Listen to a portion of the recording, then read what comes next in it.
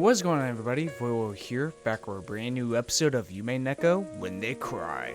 Last time on, the first day was upon us in the first twilight, as Natsui woke up and once again got another phone call from the mysterious man on the other side, in which he told Natsui to, not to tell anyone about his existence, and that Klaus was with him. Being kidnapped, of course, somewhere on the island perhaps, or maybe even off the island, who knows. But one by one, as the bodies of poor or George, Jessica, Rosa, and Maria are found, the family demands to, hear from Kenzo and all that. Eventually, and Erika starts investigating the bodies with the logic and demeanor of, a true, proper, logical detective who, has the rules of, screw you, I'm the main character, I have to be the detective, and all that, which was a very, funny scene, horrifying scene, actually, of, her yelling at Battler, no, I'm allowed in, because I'm the detective, and stuff like that. Eventually, once they find all the bodies, they start disappearing once they go back and check on them. After that, they decide they have to talk to Kenzo after, Natsui's worrying and doubts about, just let him sleep and all that. Eventually, they break in with good old-fashioned Rudolph's not Rudolph, Jack Bauer breaks in. Which is really funny. Someone actually mentioned in the comments of last episode that it's kind of reference in the Umineko anime with kind of like a synopsis of the next episode where Rudolph's VA does his Jack Bauer voice, which is very cool. I like that a lot. It sounds like the anime has a lot of fun references, even though from everything I hear, it is a very good adaptation, which makes sense because it condensed the entire question arc into 12 episodes. I mean, how the hell do you do that? Anyway, so once they get into Kenzo's study, the battle of the wits begins with Erika versus Beatrice at first, trying to discover if Kenzo is dead or not, and all the which ways of how he could have escaped, and how Natsui's lying, and all of that. And eventually, Erika pulls out her trump card. A new woman, girl, Dlanor, the head inquisitor of heaven, and her group of Eyes Jungfrau, which is German for Iron Maiden, which I find very funny, because when I saw, the second word was oh, it has young in it, oh, it must be referring to Jungian philosophy. No, it's just Iron Maiden in German, which I find very funny, which I'm just never going to imagine those guys without imagining goddamn Iron Maiden anymore. I need to listen to Iron Maiden. I'm more of an AC/DC type of guy. Anyway, after that whole spiel, when Beatrice is on her last wigs, Battler comes in at the last possible moment and starts to destruct Erika's theory by proposing the idea of, while Natsui was going to the bathroom and checking up on everything that's clean and all that, Kenzo simply jumped out of the third-story window, landed in the courtyard, and Natsui didn't notice, which breaks Erika's mind, because Erika is pure logic. She is nothing but, pure logical things that make sense. What doesn't make sense is an old man jumping from a third-story window and surviving without anybody noticing at all. Which, I just found that so hilarious because, first of all, we finally get back into Erika. And no, not because I've turned into Watson and that she's stealing all my wines or anything like that. Okay, maybe it's a little bit like that, but because she's heartless, goddammit. Erika is pure heartlessness. Actually, I thought of this in between episodes that Erika represents viewers that view murder mysteries only for its plot, or only for its setups and murder and payoffs, not really caring about the characters themselves, but merely how does the setup work? Does the murder make sense? Those types of people, that view murder mysteries, aka old-fashioned murder mysteries like Sherlock Holmes and Hercule Poirot, of setups makes sense, and the payoffs for it. Even though she keeps saying like, "Oh, it's third weight mystery," blah blah blah blah. Shut up, you're mid. Shut up, whack girl. Also, I wonder where that comes from. Why does everyone keep referring to Erika as rat girl? Why? Because she ate a piece of cheese at the dinner scene? I don't know. But anyway, after that whole thing, with Bad War battling Dlanor in the skies of the courtyard, in the rain, and an epic scene and all that, and Bad War landing on his feet on the ground perfectly fine, catching Bito in his arms, and all blah blah blah, awesome shit. We finally ended with Erika cursing his name. And honestly, I loved last episode. I loved last chapter. Because last chapter, I think, is honestly like one of the best chapters. And the reason why is because it showcased every single aspect that makes Umineko so goddamn unique and cool. We have two layers to this. One, it's the family confronting Natsui about, her lies about, like, Kinzo's death and, finally confronting her.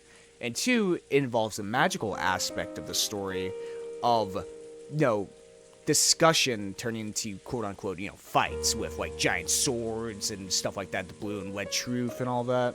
It's just, last chapter was just so goddamn good. It was so goddamn good. The entire thing.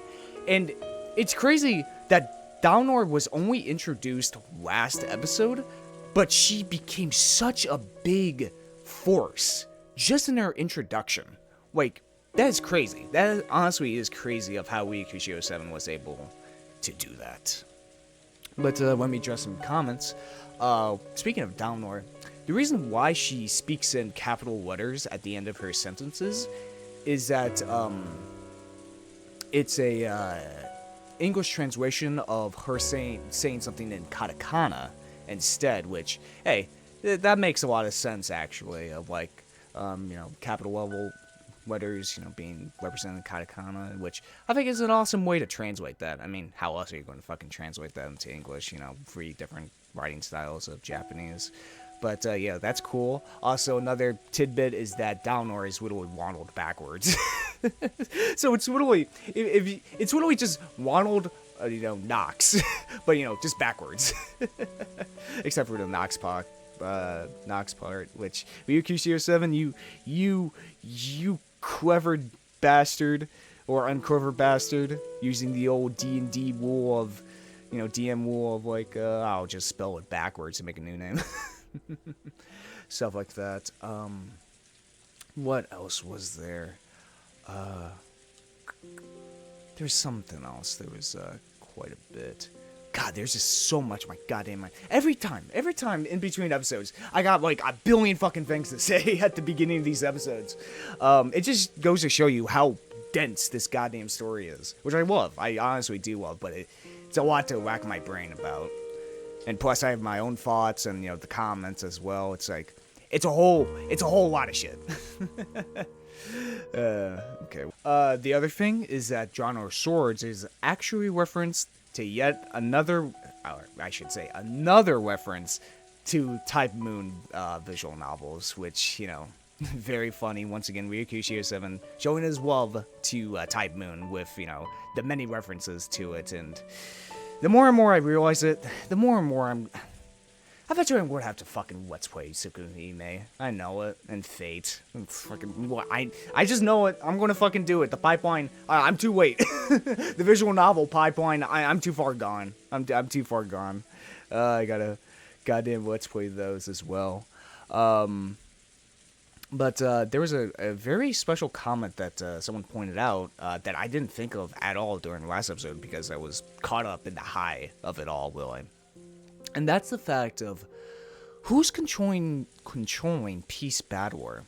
Because obviously at the beginning of the episode, he was controlled by Burn Castle.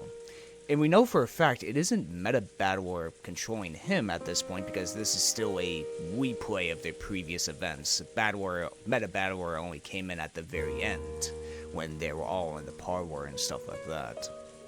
And I have a theory. I don't have much evidence for it. Actually, I don't have any evidence for it. All I have is just a gut feeling. What if Umineko 7 wants to get really fucking meta, what if Peace Battleware in that chapter was controlled by the audience? Right? Now, that might sound fucking crazy, but come on, look at the goddamn game we've been playing for the past year. Also, it is the 1 year anniversary of me let's playing this game. Technically, that was yesterday, but shut up. This crazy goddamn game. So I wouldn't be surprised. Honestly, I kind of expect it to happen, but if it's not that, whatever. But I really do have a feeling like, what if Peace Battleware was controlled by the quote-unquote audience, you know, by the player? Because, I mean, let's be honest here. Why the fuck was Battleware so goddamn cool there? So goddamn badass. I mean, he solved the mystery, jumps out a fucking third-story window, catches Beatrice in his arms, and declares himself as the new family head. I mean, come on. Like, why was he so cool if he was controlled by the players, you know? But hey, that's my, like, little theory there. Another thing I want to mention is someone talking about, obviously, the man on the other side of the phone with Natsui, and asked me, like, what's a more human perspective on it if it's, you know, besides my whole manifestation of guilt that I've been saying. And honestly, the biggest thing, who could possibly be behind it, it's not an outside source. There's not 19 people. We know that for sure. Or 18 people since Kenzo's dead, but whatever. I feel like the person behind that, the one person that would, like, fit the description, who would fuck with Natsui the most and would use these type of tactics, would probably be Ava. Now, you might say, like, well, that's a bit too obvious, Void. Maybe that's the point. Maybe because it's so obvious, Ryukushi 07 did the old switcheroo of like, you expect the culprit to be so obvious, but it actually is the culprit because you thought it was going to be somebody else. But honestly, I feel like Ava would have the knowledge of like what Natsui's favorite like season is. Maybe she overheard it somewhere, or something like that, and maybe she's calling from somewhere else within the manor of you know, calling somewhere else from within the manor using the internal phone line and using like a voice changer or something like that. Does that exist in the 80s? Yeah, maybe. I don't know, maybe just muffling her voice or whatever to be that of a young man. I mean, because every time we see it, we see the caller, it's Rama Delta, who is a female, which I feel like that's probably alluding to the fact that whoever the true caller is a woman. And plus, it's Rama Delta, if we want to go really meta, since, you know, the person on the other side, we always see it as Rama Delta, who is, you know, Takano's witch, and who's voicing Ava? Takano's VA. So, honestly, I feel like that's the person who's fucking with Natsui the most here, who placed the card within her room, who's calling her over and over again. I don't think... Would Ava kidnap Kraus? Maybe. It's a big maybe.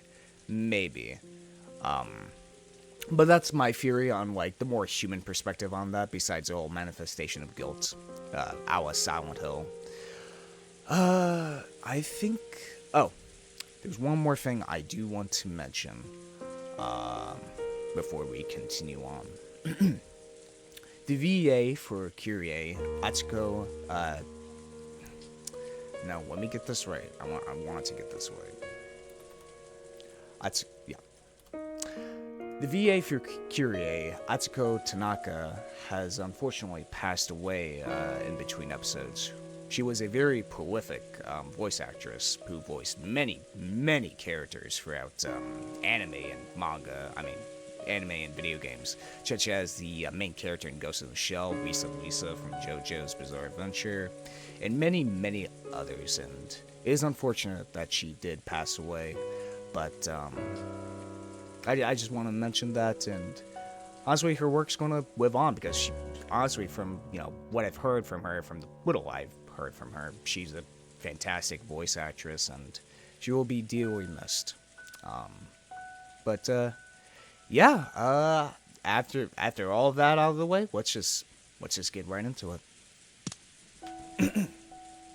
In the golden wind, the quiet rain just kept on falling.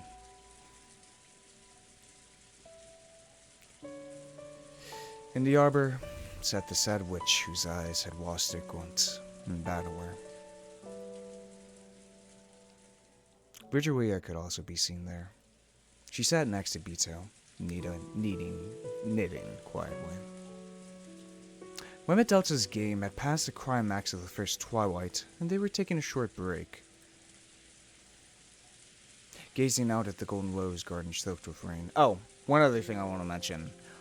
With the 1 year anniversary of me starting this Let's Play, I have been playing When They Cry for 3 years straight. Which is insane to think about, because it hasn't felt like 3 years. It honestly hasn't felt that long since I started, Higurashi and all that, which just goes to show you the absolute just god-like writing within these visual novels. I've been able to play 3 years of this without getting bored in the slightest at all. I really haven't been like, oh, that's like, okay, that was an okay episode, or something along those lines. I have enjoyed every minute of When They Cry, and I don't know, it's just crazy to think about. I've been reading this goddamn series for 3 years. 3 years. It's just wild to think about. Truly wild to think about, but let's continue. Battle considered the present, what was to come, and what had happened so far. To Battler, the act of thinking was itself a battle, yeah. Even with the game stopped and Bito unable to speak, he could still keep on fighting. Yeah, no kidding. Virgilia suddenly stopped her knitting. Battler noticed it too. Because, though none should have been able to visit this rose garden, she had noticed a silhouette approaching. Oh boy.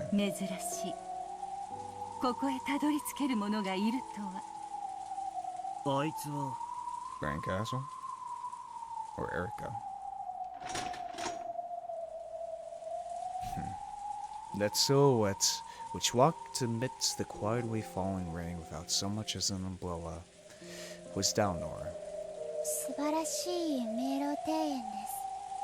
バラを楽しむにはとても良い趣向です。お前、どうしてここに？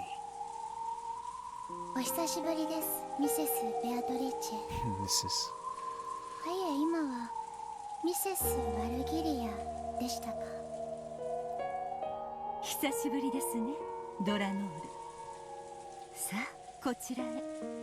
客人を雨に濡らすもてなしなど私たちは心得ませんよ。大丈夫。彼女は戦いに来たわけではありませんよ。知り合いなのか？天界の古い友人の一人です。ずいぶん懐かしいですね。Yeah, it makes sense since Virgil was the guide for Dante and Dante's Inferno. 懐かしいです。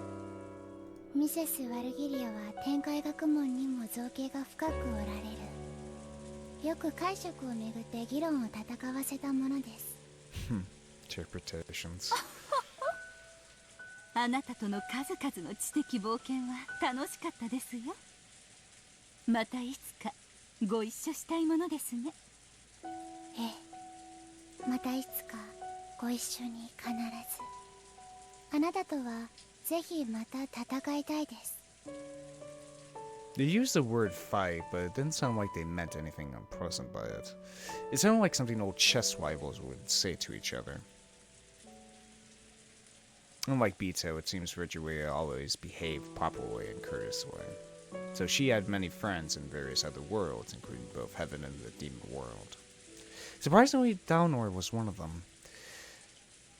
Dlanor, who had crossed swords with me just a short while ago, ducked her head like someone taking shelter from a sudden rain and sat in the seat Virgilia pointed out, like a guest. 紅茶に希望はありますか？何でも。あなたの入れた紅茶ならどれでも絶品です。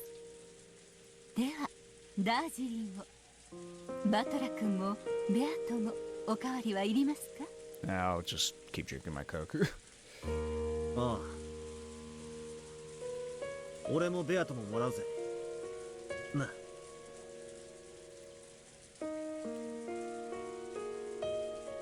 Still nothing. As usual, Pizza didn't answer.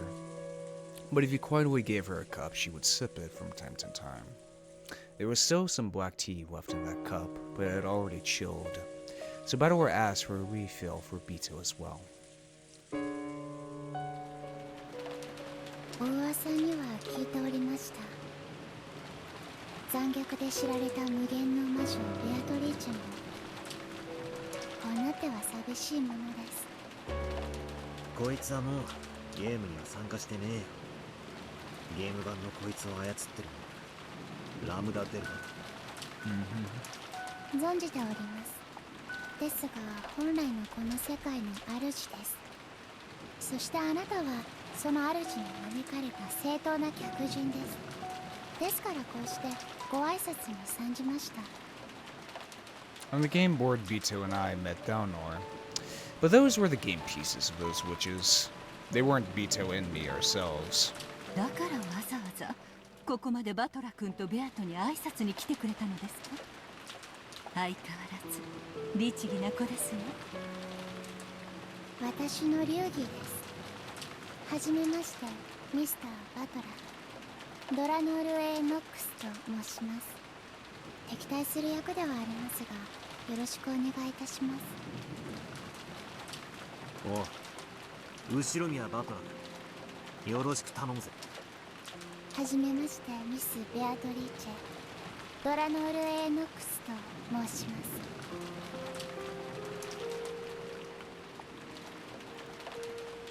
ベアトラー、お前に挨拶してるぜ。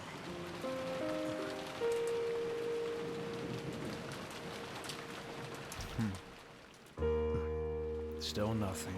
歓迎するとさ。ありがとうございます、ミス・ベアトリーチェ。 The witch and the Inquisitor of Heresy, whose job it was to hunt witches, greeted each other around a tea table surrounded by the aroma of black tea. It was a strange sight.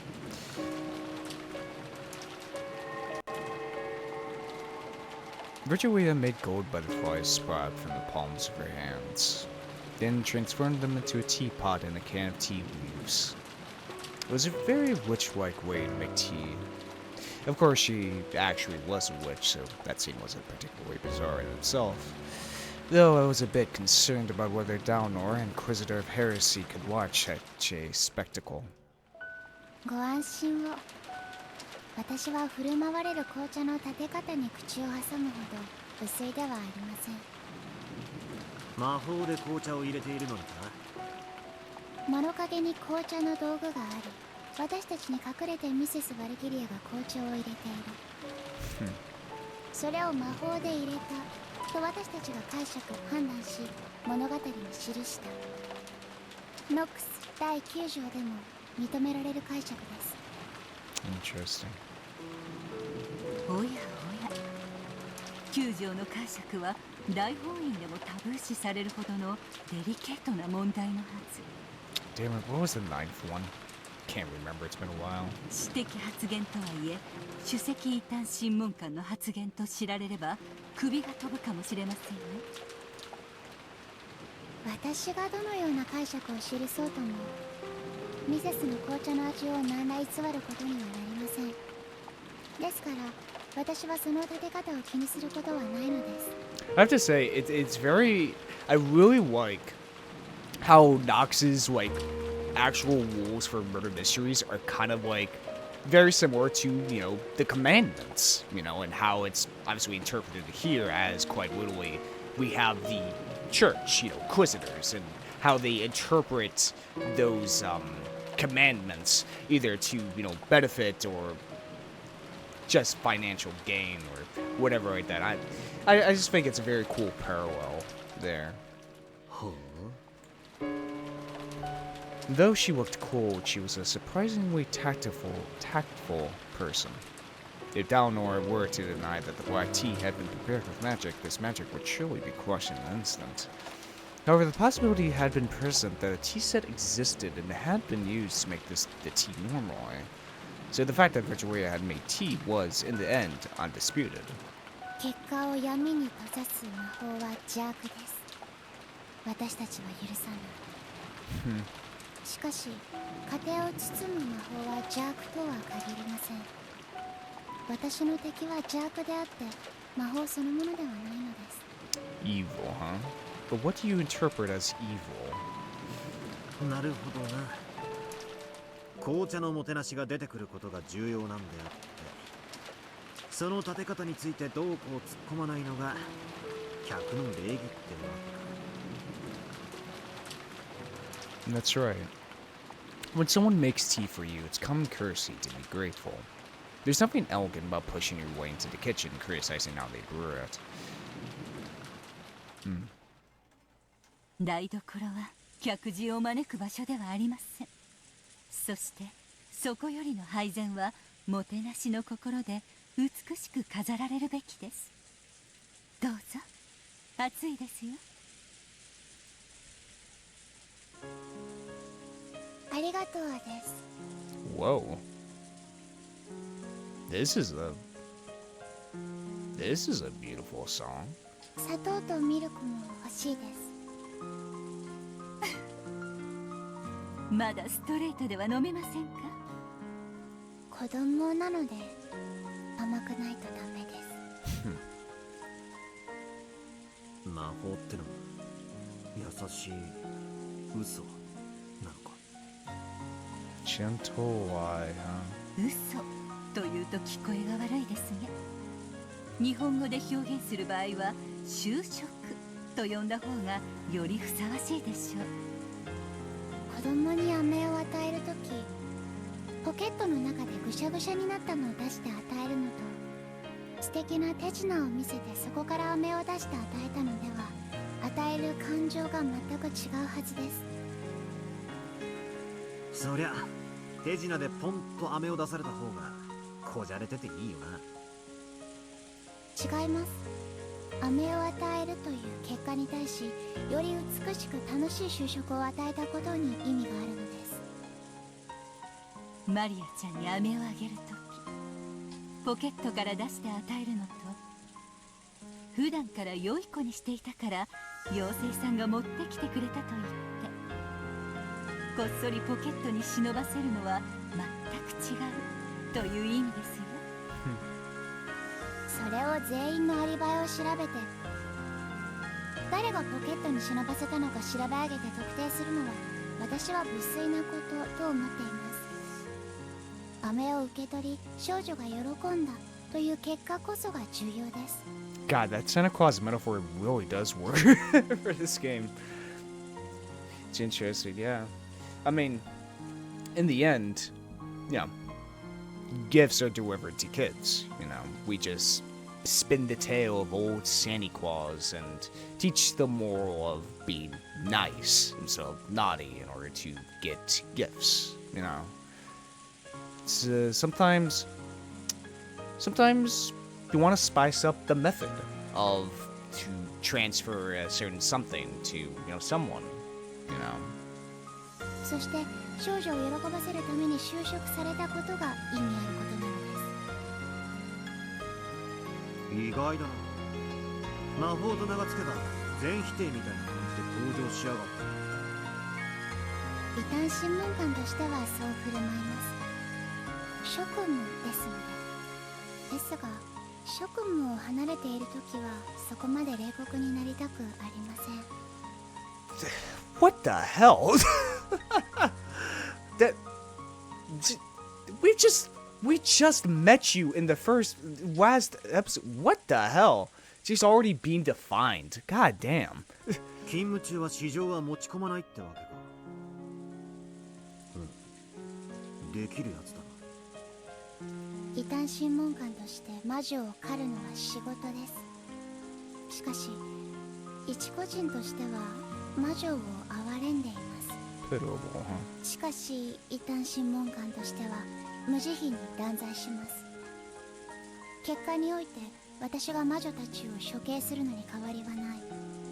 私の哀れみなど所詮は無駄な就職に過ぎません。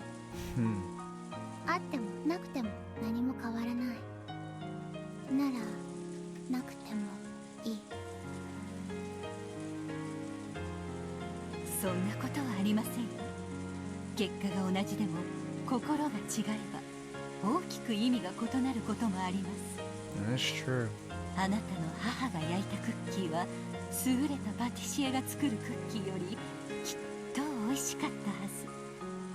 それは心が込められていることを知っているからですよ。そうだな。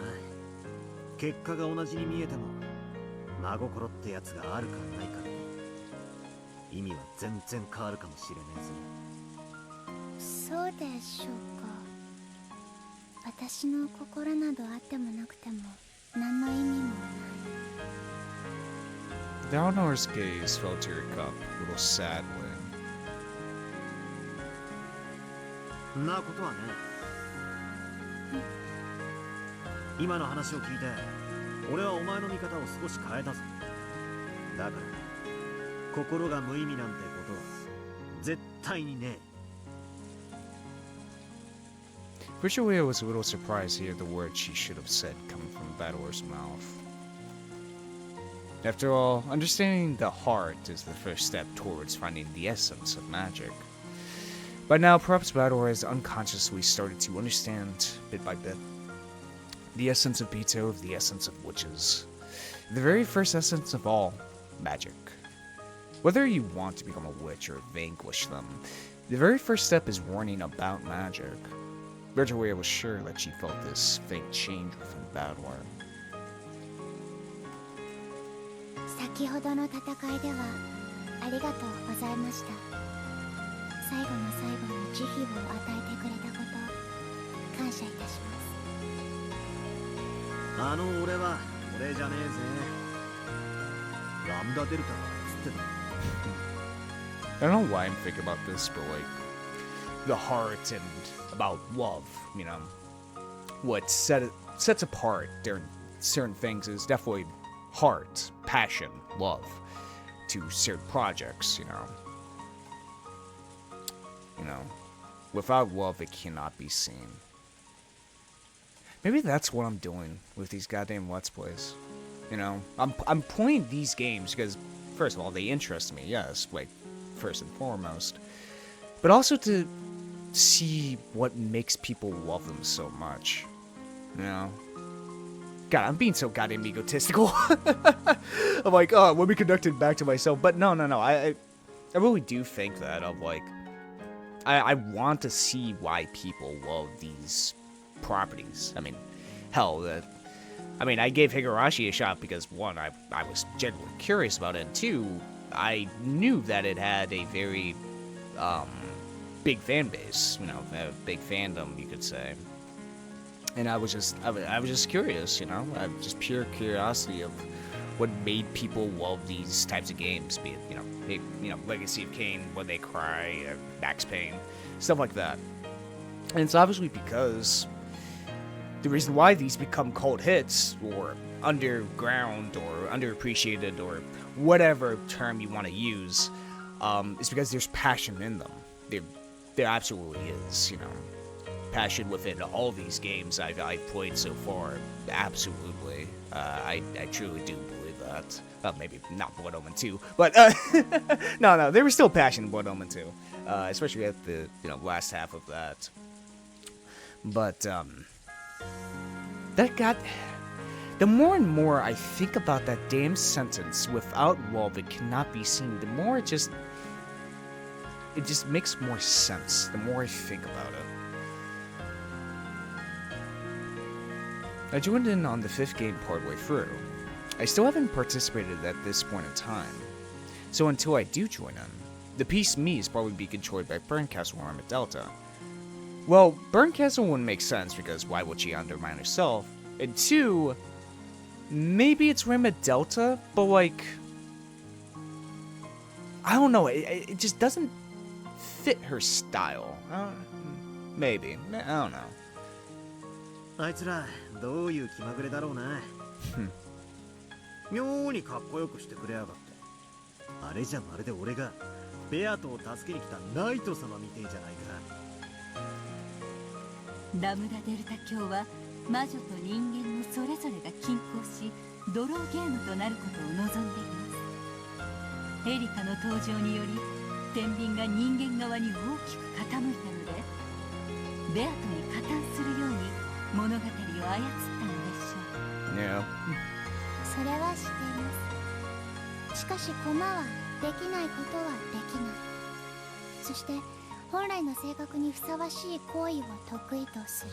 Nah, shifts till they can't break character. だからあれは確かにあなたのバトラの成し得たことです。だからあなたに感謝するのです。何もしてねえのに褒められるってのは妙な気分だな。ゲームがもう少し進めば俺の駒も俺が操るようになるだろうよ。その時にも優しく手加減するかはわからねえね。I don't know why, but I feel like a good metaphor for this that it's like a D&D game and fucking Rabbit Delta as a DM has just taken control of Badwar because he wouldn't go and fucking get chips or something. 私も同じです。次に太刀を交えるときは遅れは取りません。上等だ。相手してやるぜ。全力で来い。約束します。全力です。Dlanor, huh? I thought she was an emotionless killer doll without a heart, but maybe she actually is pretty approachable. Though, of course, neither of us will show any mercy when finding the game board. For a while, we gazed at the rain-drenched rose garden as we quietly enjoyed our tea.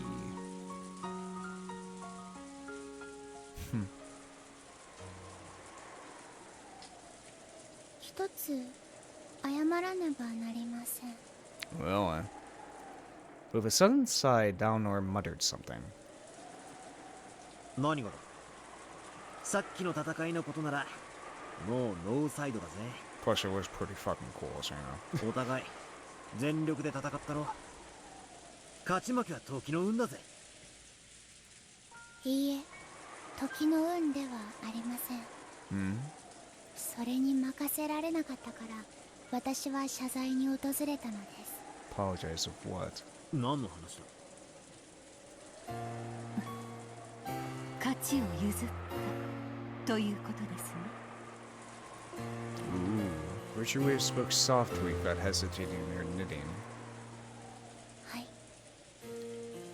ミスター・バトラー。ミスターは軽いぜ。バトラでいい。バトラー、謝罪します。私たちは全力ではありませんでした。So, why didn't you give it everything? 分かっていますよ。 Perhaps underestimating Battle? 金蔵は全ゲーム開始時に死亡している。Yeah. すでにベアトによって語られている真実です。 Yeah, that's the one thing we know about. Kinzo is dead. So, we already know that's true. I mean, we've seen him so many damn times, there's nothing changing that. あの戦いはバトラ君には引き分けに持ち込めれば上々。勝ち目は絶対にないはずの戦いでした。 Yeah, it's very true. Could have been ended at any point with that just simple statement. そうだな。一言そう言われちまえばそれで終わってしまう戦いだった。なぜその赤を使わなかった。まさかステイルメイトだからと言うのか。 What, to make it entertaining or something? Remember Delta, perhaps? ノックス第2条、探偵方法に超自然能力の使用を禁ず。その赤き真実を私たちは直接使うことができません。しかし窓が降雨後に開かれたことはないという赤き真実を私は窓を守っていたフォネリアに持たせていました。ドーン。そいつでチェックメイト。どうしてあの姉ちゃんその切り札を切らなかっ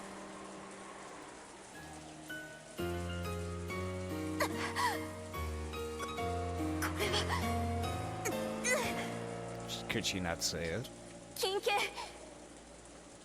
我が赤が破れる道理はなし。そなたの望み叶うことなしと知りたまえ。 Though she had fought calmly up until that point, she quickly got flustered when I dashed forwards. I thought she'd been frightened by my sudden attack, but the truth was different. Even though she held a trump card that could completely repel me, she suddenly became unable to use it and hesitated.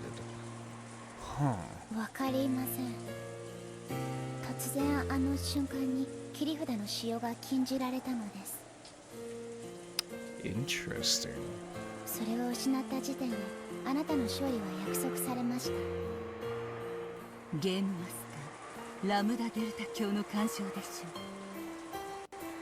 ょあいつ結局あの戦いは全てラムダデルタの手のひらでの茶番ってわけだ。 Yeah, it makes sense. She just wants this to continue forever and ever. 俺たちはあいつの筋書き通りお芝居をやらされたってわけだ。 Goddamn scripted demons. 不愉快とは思います。しかし全力で来いとおっしゃられたバトルにそれを打ち明けぬわけにはいきませんでした。許してください。それでもあなたは切り札を失っても残されたカードで全力で戦いましたよ。あなたを非難など誰にできるでしょう。そうだな。むしろ余計なことをしやがってとラムダデルタを怒るべきだぞ。金像が存在しないのはすでに確定事項のはず。ラムダデルタ教もベルンカステル教もそれをよくご存知のはずです。なのに2人とも金像が存在する余地を残してゲームを進めています。まるで2人で結託して金像を否定させないかのようです。 That is true. We haven't found Kinzo's body. We haven't found his goddamn body. That's the one thing that's been fucking with me. Nobody's gone to the boiler room yet. Nobody's gone to the furnace room yet. Kinzo's body has not been found yet. So it's very interesting. I feel like that's the biggest difference between Bito and Rabbit Delta's game boards. Is the fact of Bito always showcased that Kinzo was dead. He was always in the furnace. But this time around, his body hasn't been found yet. Hell, maybe we'll never find his body in this episode. There's even room for him to exist. But why Kinzo? You know? つまりじい様をわざと逃がした。はい。何かの意図があるに違いありません。確かに少しおかしいですね。ラムダデルタ教とベルンカステル教は魔女が優勢にならない限り対立する関係にあるはず。現在の流れでは2人が結託することは考えがたいのですが、私には何か邪悪な目的があるように思えてなりません。それをお伝えしたくて私はここまで参りました。お前そんなことのためにわざわざここまで来てくれたのか。はい。ですので私はもう用事を終えました。これにて失礼しようと思います。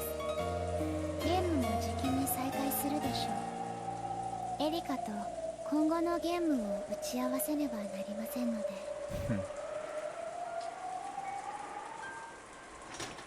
Dlanor gulped down the last of her black tea and stood up.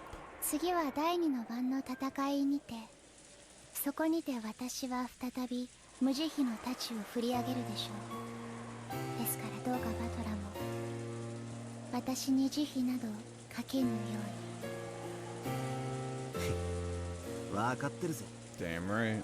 手加減なんかしたらこっちの頭が叩き割られちまうぜ。ゲーム版での私はベルンカステル教の駒フルドエリカの手先も同然です。これからも敵として何度も立ちはだかるでしょう。しかし私の心は本来中立です。いや、忘忘れてください。 Neutral. そんなことはあなたと私の関係においては何の意味も。あるぜ。強敵であることは間違いないが、あんたもムカつきはしなくなっ Unlike Erika, she's still a bitch, but you good. た。エリカのやつは Yeah, exactly. ムカつくんだな。よかった。私もフルドエリカにはムカついています。 Okay, we're in agreement. Good. Okay, good.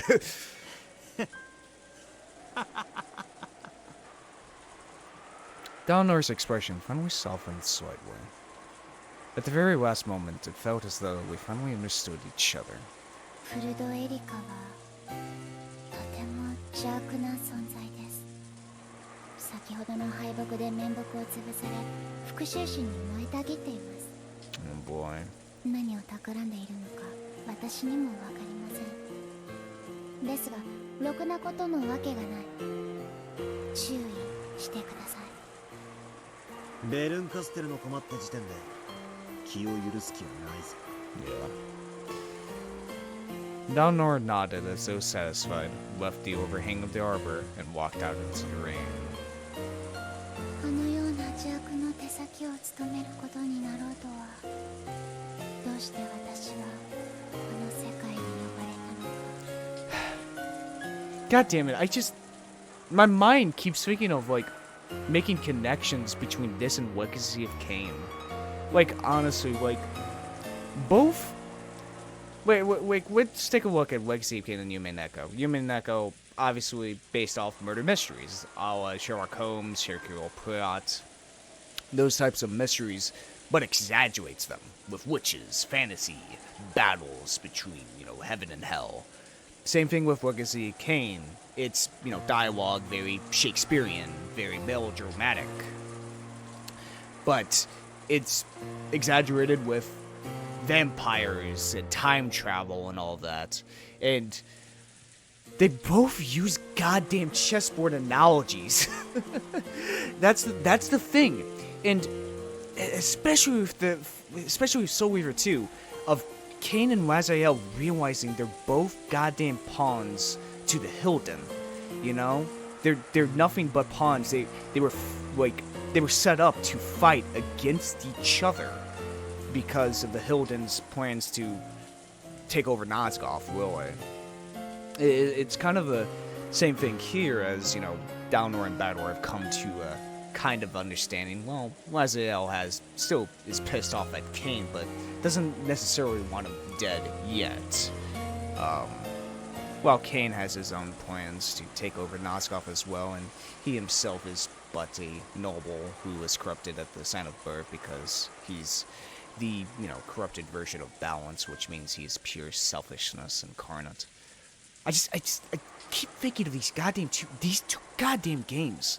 I don't know, there's just so many things connecting those two that I can't stop fucking thinking about it. Corruption, chessboard, being manipulated, free will, and fate, that type of stuff. Dlanor let out a small sigh. And hell, even the whole thing of, who is righteous, that's kind of been introduced, who's more righteous, the heaven's angels or the demons, the witches or reality, the Hilden versus the vampires. Pieces can do nothing except fulfill the function they have been given, and their function is given to them by the one who controls them. She probably can't disobey her own player, Ben Castle. 呼んだのはベルンカステル教かもしれない。しかしこの世界に受け入れたのはベアトです。 Yeah? この子が望まなければあなたは迷路庭園を抜けここへは至れなかったのだからね、ベアト。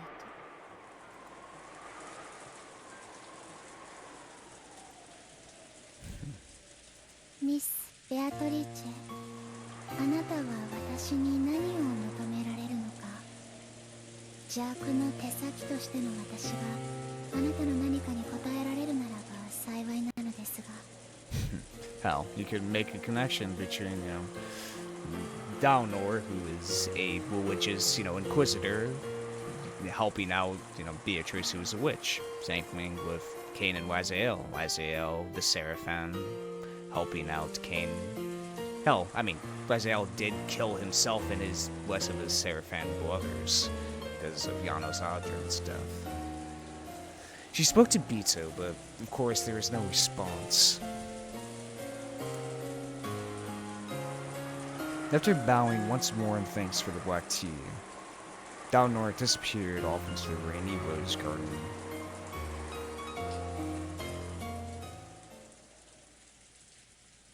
この黄金鏡にはベアトが望まない限り誰もたどり着けないのか。ええ、ドラノールをここへ呼んだのはこの子なのですよ。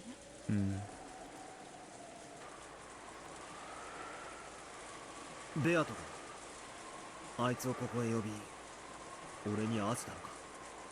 To understand her. However, I know of a person who reached this place despite Bito's wishes, Burn Castle. Angie? Yes, that as well. It's Angie. In the last game, Angie reached this place by herself, even though she was an uninvited guest. Was that also something Bito wished for? Perhaps. As I theorized before, Meta Beatrice wants to lose. ここに私がいて、あなたがいることも、ベアトがいることも、そしてドラノールが招かれたことも、すべてはこの子が望んだことなのです。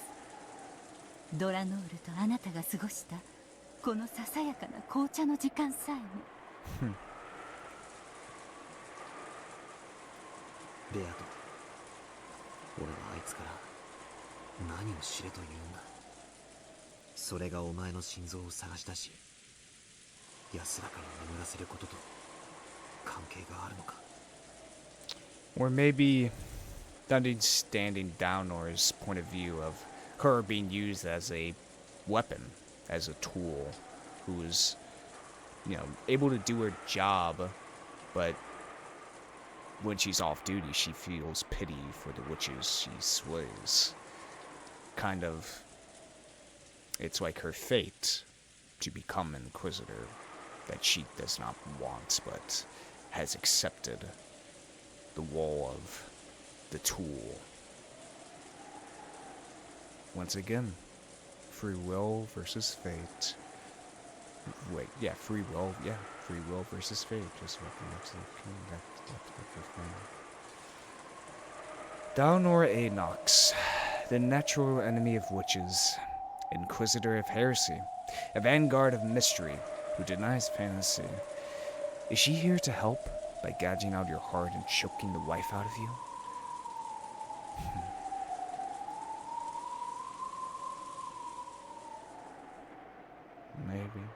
Maybe not. Maybe perhaps we're all just pieces on this goddamn game board being played by witches. Reenacting the stage. The world is but a stage. To fulfill our roles as antagonists, protagonists, detectives, weapons, tools. 片足で Oh boy. Cornella slowly got up and stood on one leg as she had been ordered. Her hands were crossed behind her back, because she had been ordered to do so. Then with a thump, Erika pushed her from behind with both hands. Cornella went in for her face first with a thud. Jeez. 立ってください。片足で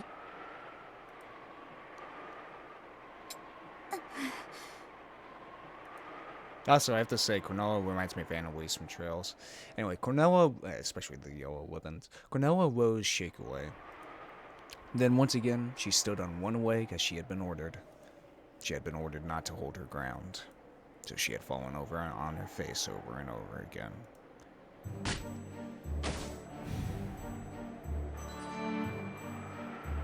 This is not a healthy way to take out your anger. She had barely managed to protect her nose, but after smashing against the floor so many times her face was bright red. She wasn't shedding any tears. No, she couldn't shed them. Because she was forbidden to do even that. 立ってください。片足で。 Jesus.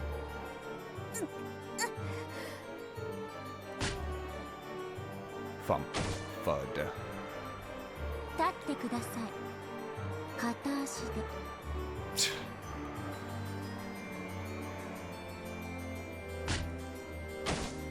Jesus.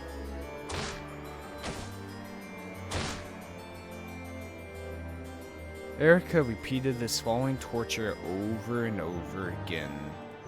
At times like this, Erika hated counting things. So she decided once she ran out of fingers to count the number of times, she would just repeat it until she lost interest. However, Erika's main redeeming feature was that she never lost interest in anything. So the torture continued on and on. Erika didn't know why Cornell had been unable to fully protect the window. So the whole time since then, she had placed all the blame of their loss on her. 近景謹んで申し上げたてまつる。コーネリアの咎を許したまですでに彼女の咎のみそぎには十分なり。ああ、そうですか。では、ここからはあなたが変わってください。ガートルードに咎はなきなりや。ガートルード、立ってください。片足で。両手は後ろで組むよう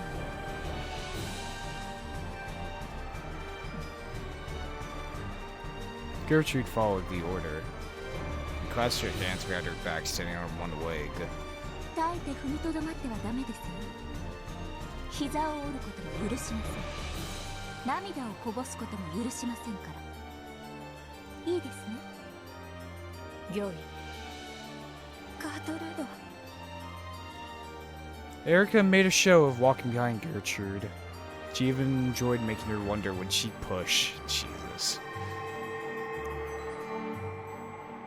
At that time, Gertrude and Cornella burst with a white light and disappeared. Because Dlanor, who must have returned at some point, had sent them back to the heavens for the time being. Erika, who had had her fun spoiled, gave Dlanor an openly malice look. Miss Erika. 我が部下の咎は上司の私が背負います。どうか部下をお許しください。 That I respect. I respect that. ノーサンキューです。お仕置きってのは苦痛を与えるから意味があるんです。傷一つつかない無痛覚の人形女など面白くもなんともありません。 Erika slowly grabbed hold of the back of Dlanor's hair, tugging unrelentingly. Dlanor's neck tilted out upwards, creaking. 傷はつきませんが、傷つきはします。あんたに傷つく心なんてあるわけもないです。魔女狩り殺人人形の分際で私に口答えする気ですか。大ベルンカステル教の使者にして分身のこの私に。いいえ。あんたらが使えないから私がベルンカステル教にお叱りを受けるんです。二度と無様な真似は見せないでください。いいですね。It's like a goddamn Yakuza boss. Patriarch. The hair she had grabbed was stretched back as far as it would go, along with more creaking. This didn't cause Dlanor any physical pain, but you still could clearly feel Erika's ill will. 失礼しました。お許しください。クズが。 With a sound like a bowstring being cut, several of Dlanor's hairs were pulled out. Then Erika waved her hand about as though trying to brush off something dirty that had gotten stuck to it. まあ、いいです。これで終わりにします。ようやく私の怒りも収まり、灰色の脳細胞がうずいてきましたから。It is so interesting to see, like, because Erika is, as she said before, a double of Brincastle, who comes from Rika. And it's very interesting Erika represents... If Burncastle represents boredom, pure boredom, that she wants to get excited, she wants to have fun, you know. Erika represents pure logic and like the best choices. Like if her strategy doesn't work, she's pissed off at the pieces that it did work, because it's not her at fault. It was obviously the pieces themselves. They were the ones at fault here, not myself, because I'm the detective. I'm the smart one. My gray cells, you know, working. I must feel more pleasure, more dopamine, more of that pure bliss of solving. I need that, you know. It's very interesting, I have to say, to see this kind of like the multiple different aspects of one character. You know, it's very fascinating. I really enjoy it, even though she's still a bitch. Erika's still a bitch. あの使えない二人を呼び戻して現場の再構築をしてください。推理ゲームを始めましょう。わかりました。ガートルード、コーネリ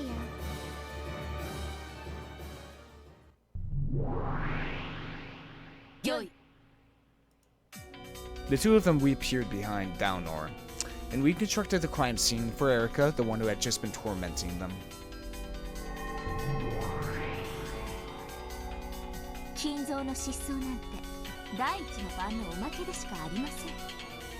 さあ、第一の番の検証を始めましょう。 Yeah, that's the thing about Kinzo's disappearance. It really doesn't help anything else because Kinzo is still gone, so there's really nothing that, you know, supports Natsui's, you know, alibi. Besides Ava, who is, you know, well, was the day? No. Wait, was that after? I think that was the next. No, I know that was the same day. Yeah, it was Ava who, you know, called her. その前に、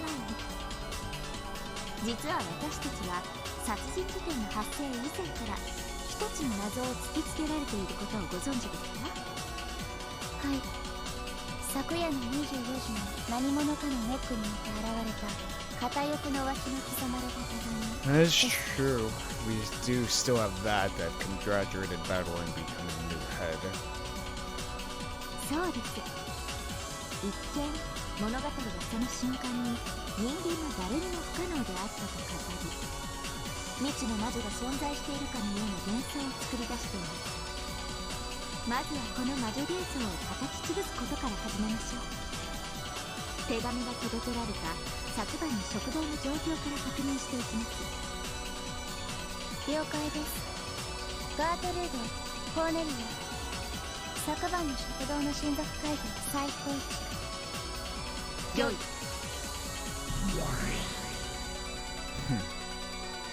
The family conference last night was held with the adult relatives in Dlanor. Yep. And partway through, the servants had arrived to serve tea.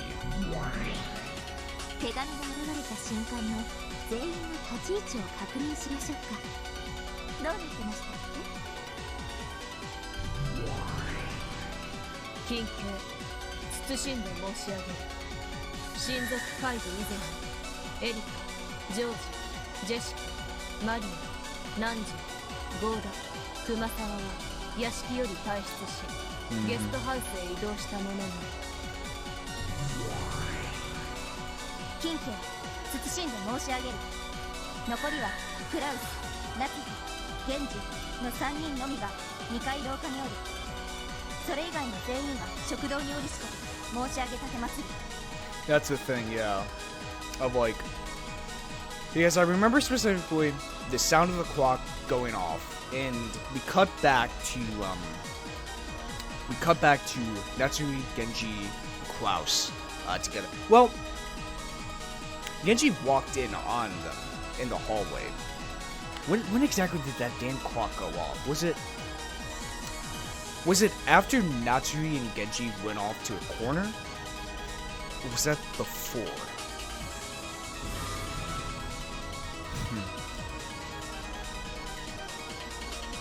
屋敷は親族会議に先んじて全て施錠されていたため。 Oh, here's the thing though. Shannon and Kanon didn't recognize the knock, so it couldn't have been Genji. They did not recognize the knock, because they would have recognized if it was Genji's knock. And it was unfamiliar to anybody else in the conference as well. That's something to take note of as well. それ以外の人間は屋敷に入ることができません。おやおや、それでは屋敷内の誰にも食堂の扉をノックして手紙を置くことはできないということになりますね。そうなります。その人物こそが手紙を記した魔女ベアトリーチェであるとの魔女側の主張でしょう。バカバカしい、くだらないトリックです。手紙が24時の瞬間に置かれた保証はありません。Yeah, that is true. Genji could have just left it on the floor there. それ以前にもう置かれていたと考えるのが常識的です。Either, Genji, Kraus, Natsui, any one of them could have placed it there. 手紙が発見されるほんの数分前にシャノンとカノンは給仕に呼んでいます。2人を迎え入れる際、廊下に手紙などの不審物が一切なかったことを複数が確認しています。100万人なかったクラウス、ナツヒ、ゲンジのうちの誰かがその直後に隙を見て手紙を置いただけのことでしょう。いえいえ、ゲストハウスに行ったはずの人物でも可能です。屋敷は施錠され、外部の人間は入れなかったそうですが、ゲストハウスに戻ったふりをして屋敷内にこっそりと隠れていた人間がいたなら、その人物が手紙を置いたとしても何ら問題はありません。金平、青き真実、有効なりとなると問題はノックです。 Exactly. 手紙と違い、ノックの瞬間にその場に存在しなくてはなりません。なるほど、それこそが魔女という名のいないはずの人物が存在する証拠だと。I guess the way to muffle your knock would probably be like have a glove on or something like that. Because I feel like if you have a glove on and you knock on the door, that's I just want to make a different sound, or maybe the way you place your hand on the door. It's not like your original knocking like motion. 実にバカバカしいにも程があります。その程度でこのフルドエリカが屈服するというの？ Yes.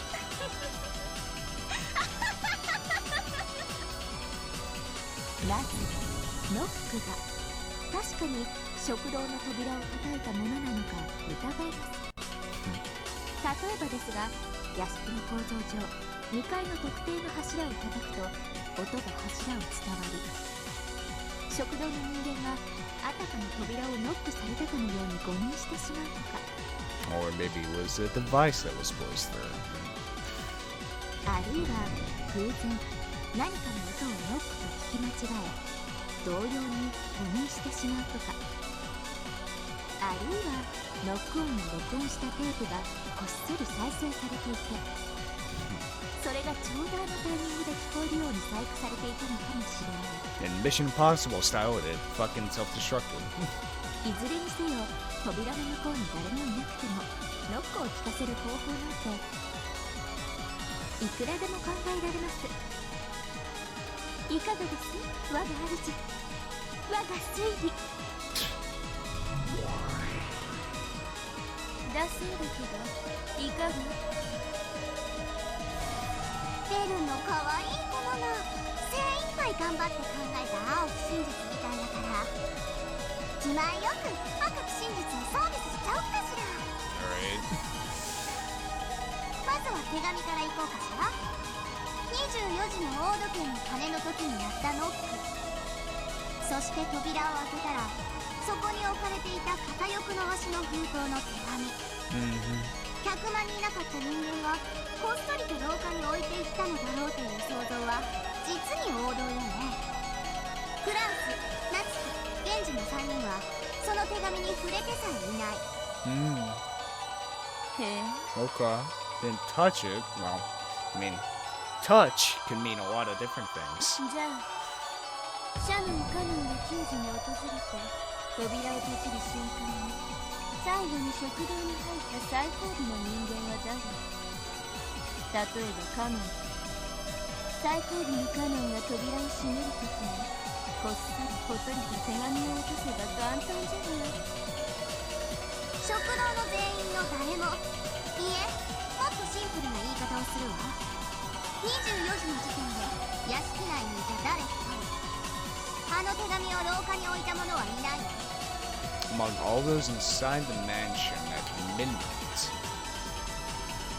Okay. 触れた者はいないという言い方はできないわけ。Someone could have placed I don't know, a device that, dropped it on the ground. That device also doing the knocking as well, causing therefore knocking and whatever come at the same time. そりゃそうでしょう。彼らは拾って触れたわ。触れてないとまでは言えるわけない。なるほど。じゃあこういう解釈だわ。24時の時点で屋敷外に存在した何者かがあらかじめ手紙を廊下以外の場所に置いたのよ。そして何らかの方法でそれが移動して最終的に廊下に置かれ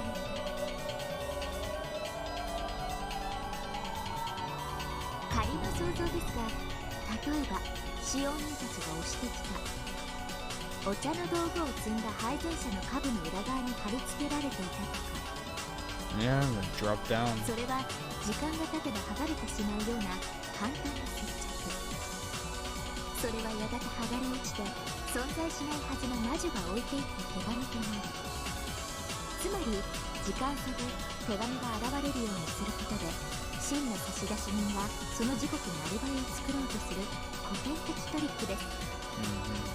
金系、青き真実、有効マナー。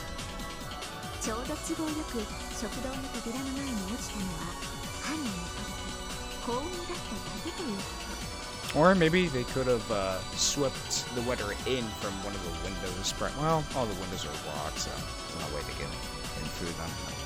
下手をすればそこは厨房か廊下かはたまた食堂の中だったかもしれません。あ、びっと食堂の中ならば随分と素敵ですね。全員の監視の中突然床に手紙が現れる。食堂という密室に忽然とその場の誰も触れていないという赤を維持したまま。 Oh, hell, maybe you could even say that someone glued the weather to the ceiling and exactly at midnight it fell down on the ground. And because, not a lot of people woke up. I mean, tell me how many times today have you woke up? I haven't. Because, something like that. お見事です。配膳車の角に手紙を貼り付ける行為なら誰が犯人でも可能です。手紙についてはまずまずね。でもそれと同じ論法がノックについても通用するかしら。じゃあもう一度同じやり取りをしようか。 You say a person knocked on it? どうぞ。クラウス、ナツキ、ゲンジの3人はノックをしていない。 Okay, they could have used a tool like, let's say, I don't know, a ball that was misconstrued as a knock. これは扉だけはノックしていないという限定的な意味じゃないわよ。音が伝わる柱だろうと録音したカセットテープの再生ボタンだろうとそのノック音を生み出したことは断じてないという意味。 Okay. 無論直接的にも間接的にも意図的にも偶発的にも無意識的にもね。 Okay, so it wasn't Genji, Natsui, or Klaus. Okay. すでにくさびを打ってるけど繰り返すの。クラウス、ナツ、 Yeah. ゲンジたち3人以外の誰かがノック、あるいはノックと誤認させる音を発生させたのかもしれない。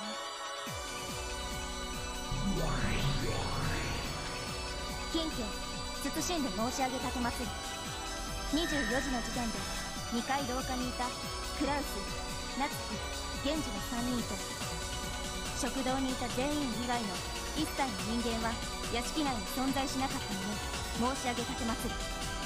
Well, they could have made it from outside, perhaps, using some method. 近平謹んで申し上げる。クラウス、ナツキ、源氏の3人に加え食堂の全員もまたノックしていないと申し上げる。このノックとはノック音を生み出す直接的、間接的、意図的、無意識的、偶発的な全てを含めるものなり。 A direct knock refers to someone literally hitting a door to make a knocking sound. An intentional knock refers to someone creating a fake knocking sound with intent to make it appear that someone knocks. And an unintentional knock refers to someone unintentionally creating a fake knocking sound. Yep. A coincidental knock refers to some kind of coincidence creating a fake knocking sound. つまり屋敷にいた人物全員がノック音の発生源とはなり得ないという意味です。そしてこの全員とは誰も把握していない観測されていない人物であったとしても含みます。 Okay, so obviously it wasn't someone within the manor, so it could have come outside. It must have been some type of like something. What? The knocking sound must have come outside them to make it construed. So let's say it would have to be a sound loud enough. Like let's say you're knocking on a window, but it would have to be loud enough that it goes through the door. And obviously people in the dining room would have misconstrued that as someone knocking on the door instead of like the window. So maybe it could possibly be that. And that's why, you know, the person did come in, because the person wasn't within the manor. They weren't in the hallway. They were outside, like, I don't know, throwing a ball or a rock maybe to make that knocking sound. Anyone who was in the mansion also includes any unknown person X who was secretly hiding in the mansion. Therefore, this literally meant that it was impossible for anyone inside the mansion to knock with no word play allowed. Yep. Okay. どうひっくり返そうともいわゆるゲストハウス組にしかノックオンの生成は不可能というわけですね。例えば私このフルデエリカがカセットテープにノックオンを録音し、それをどこかにこっそり仕掛け、ちょうど24時頃に再生されるような仕掛けを施したなら、もちろん24時の時点では屋敷にはいないわけです。これなら何も問題ないじゃないですか。問題ないです。 Yeah, there's nothing wrong with that logic. しかし扉の前に手紙があればこそノックがその存在を教えるきっかけとなりますが、もし厨房などに手紙が落下していたらノックは手紙の存在を教えるものにはならなかったように思います。 If the trick in Erika's theory about the letter being stuck to the servant card was accurate, then the location that the letter fell was a matter of luck. Because it had fortunately fallen near the door, the people in the dining hall noticed it due to the knock. However, the location it fell was a matter of chance. It might have landed in the far-off kitchen, or remained stuck even after they entered. If that had happened, the knock would have been ignored as though they just imagined it. In other words, the knock by itself wouldn't transmit any message at all. It only made it appear as though someone had been there, because it was paired with the letter. In that case, the random location the letter fell off the bottom of the serving card couldn't be connected with the knock. For the letter to be found thanks to the knock, it would have been reliably positioned on the other side of the door. However, it was announced in red that no one in the mansion placed the letter in the hallway. この廊下に置いたという赤ももっと細かく言い直すわ。I really, if it's nobody in the mansion, I feel like there's obviously windows to that. I feel like it was someone on the outside looking in, making sure, like, okay, the letter's right there. I'll wait until exactly midnight when nobody else is around and make a knocking sound on the window.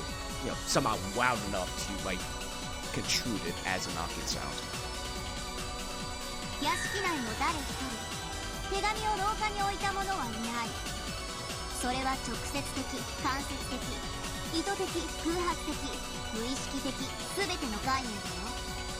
Okay. 例えば配電車に停車すると手紙が落ちるという仕掛けがあったと仮定する。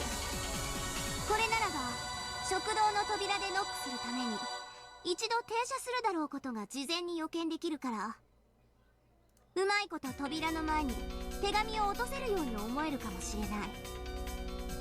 しかしこれもダメなのよ。配電車を停車させることが廊下に手紙を置くという行為を間接的に示してる。よってこれでは台車を押していたシャノンとカノンは間接的に無意識に置いたことになってしまう。だからこれもダメ。さらに言うと、時間が経てば剥がれて落ちる仕掛けもそこまで配電車を押した人間によって偶発的に無意識に置いたことになってしまう。もちろんこれもダメ。副賞要求。24時の時点で屋敷以外に存在するのはエリカ、ジョージ、ジェシカ、マリア、ナンジュ、ウォーダ、熊沢のみである。 What if someone in the dining hall didn't exist in the mansion right at midnight? For example, what if they slipped out a window just before? With this wordplay, it might be possible to get around that red truth. 副賞要求？気前よく後をサービスしてるからってちょっと欲張りすぎじゃない？私ベアトみたいにバカじゃないから。 She has two fangs, I just noticed that. But I have to say, this artist really likes their two fangs. 相手の求める副賞にペラペラ答えたりなんかしないわよ。Like a vampire. 今度お風呂でマシュマロとコンペイトーのスクラブで全身マッサージしてあげるよ。 Boy. 生から剥げるくらいにゴリゴリと。絶対よ、約束だからね、ジュルリー。 God, get it, Worms here. じゃあいいわ、サービスしちゃう。副賞要求に答えるわ。24時の時点で屋敷以外に存在するのはエリカ、ジョージ、ジェシカ、マリア、南條、ボーダ、熊沢のみである。 Okay. In other words, no matter how much they struck her, those 8 people, including Erika, could not have existed inside the mansion, much less in front of the door. So obviously, I feel like somehow they swept the letter in, through the hallway window, swept it in, threw a rock against the window, making the knocking sound. And at the same time, no matter how much they struggled, those inside the mansion could not have existed outside the mansion.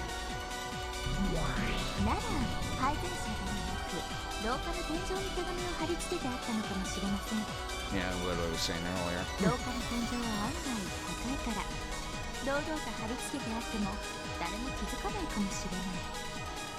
これなら廊下に落ちるのは確定的。そしてそれを屋敷外の人物が行ったなら赤も潜れる。グッと私 Oh yeah, pat yourself on the back, Erika. Fuck you, already came up with that theory. Fuck you. 近景慎んで申し上げる。廊下天井に手紙が存在したことはなきもの。近景慎んで申し上げる。配電車に手紙が触れたことはなきと知りたまえ。 Okay. 知らないです、そんなこと。とにかく屋敷以外の人間が何かのトリックであそこに手紙を置いてみせたんです。あの手紙とノックでベアトリーチェを存在させようなどという目論みはこのフルドエリカには断じて通用しません。近景慎んで申し上げる。屋敷以外の全員は親族会議開始後屋敷内にて何を行うことも不可能になる。じゃあ親族会議以前に屋敷以外の何者かが何らかの仕掛けを施したのです。天井と配電車以外でです。近景、青木真実、向こうナリア。なんでですか。それしかないでしょ。天井と配電車以外の何かに屋敷以外の誰かが何か仕掛けをしたのよ。近景、その何かを特定もしくは仮定せる青木真実とは認められぬものなり。 Yeah, come up with something, Erika. Come on. What is it? 近景手紙についてのエリカ教の青き真実は全て失われたものなり。て失われたですって。言い方にもう少し気を使ってください。使えない家具の皆さん、その仕掛けを思いつきさえすれば即座にチェックメイトなんです。それを全て失われた。この探偵フルドエリカによくもそんな口を。Who says you're the detective, huh? Erika's face twisted. These words that seemed to deny Erika. No, Erika's reasoning were the worst form of torture and humiliation for her. ミス・エリカ、手紙の謎は一度保留してはいかがです。ノックの水分、屋敷以外の何者かがカセットテープなどで聞かせたとする青き鎖は未だに有効です。音が可能なら手紙もまた不可能ではないです。Yeah. As Erika made to grab and pull Gertrude's hair, Dlanor stopped her with those words. そうです。ノックについては私の青き真実、未だ有効なはずです。全てを否定されてなんていません。我が主、手紙の謎は必ずや解いてみせます。お時間の猶予をお許しください。しかしノックの謎については確かにここに屋敷以外の人物がカセットテープなどでノック音を聞かせる仕掛けを施したとする青きくさびでうがちました。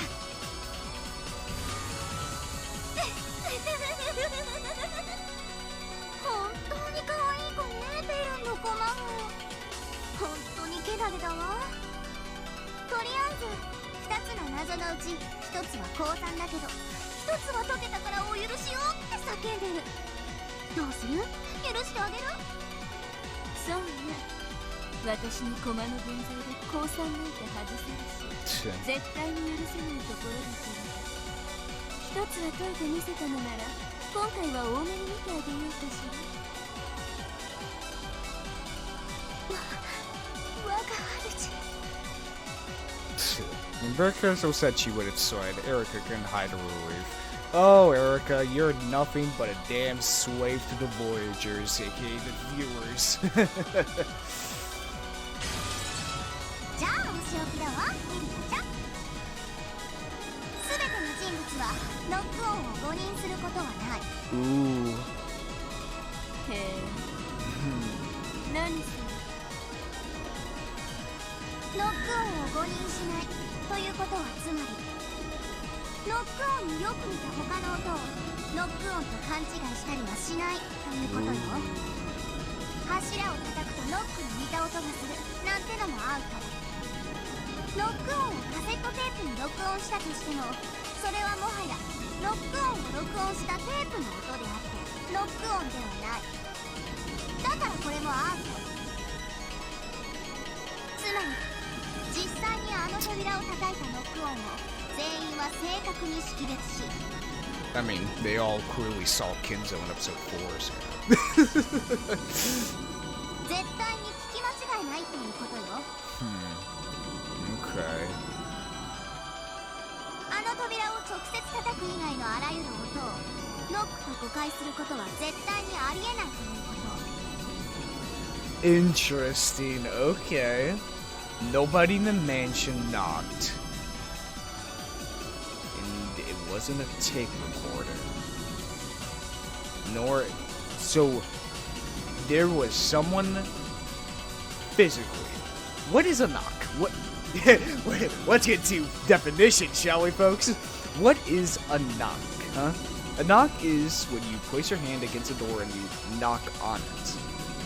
Or, a knock could also be construed as some sort of thing hitting a door. Or is a knock only defined by... Well, I've never looked up the definition of knock because I felt like I never needed to in my entire life, but I guess I did. Okay.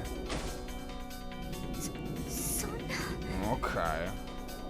でもそれじゃあの24時の鐘の音の時扉を叩ける人物が存在しないことになるじゃありませんか。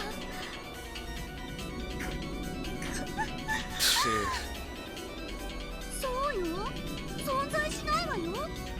だって黄金の魔女ベアトリーチェが叩いたんだもの。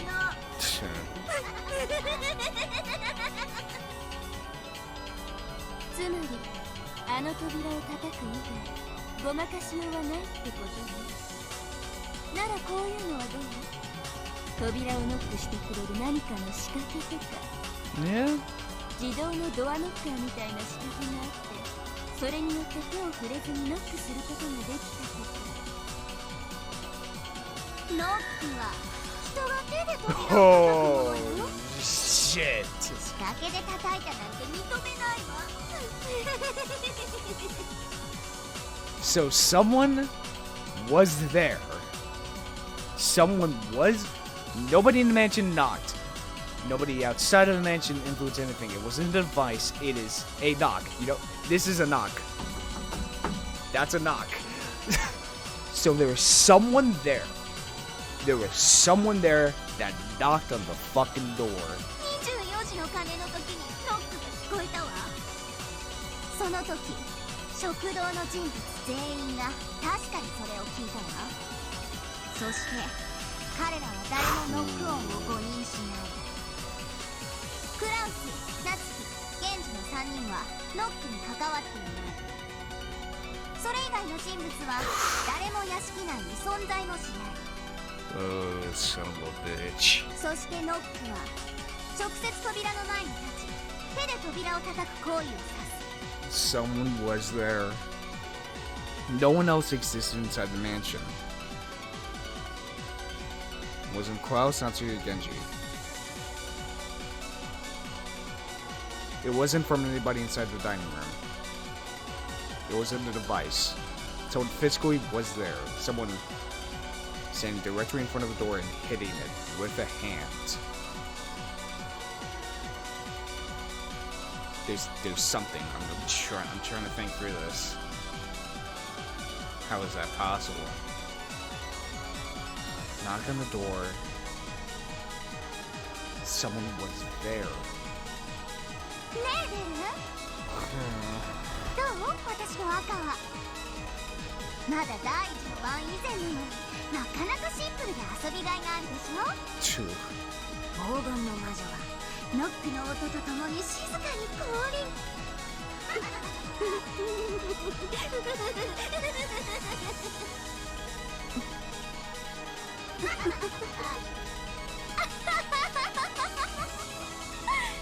面白いわ。本当に面白いわラムダ。こうでなくっちゃ。ああ面白い。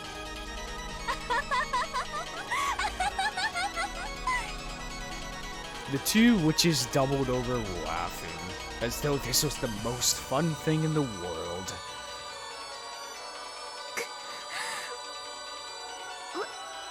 若主、ご安心よ。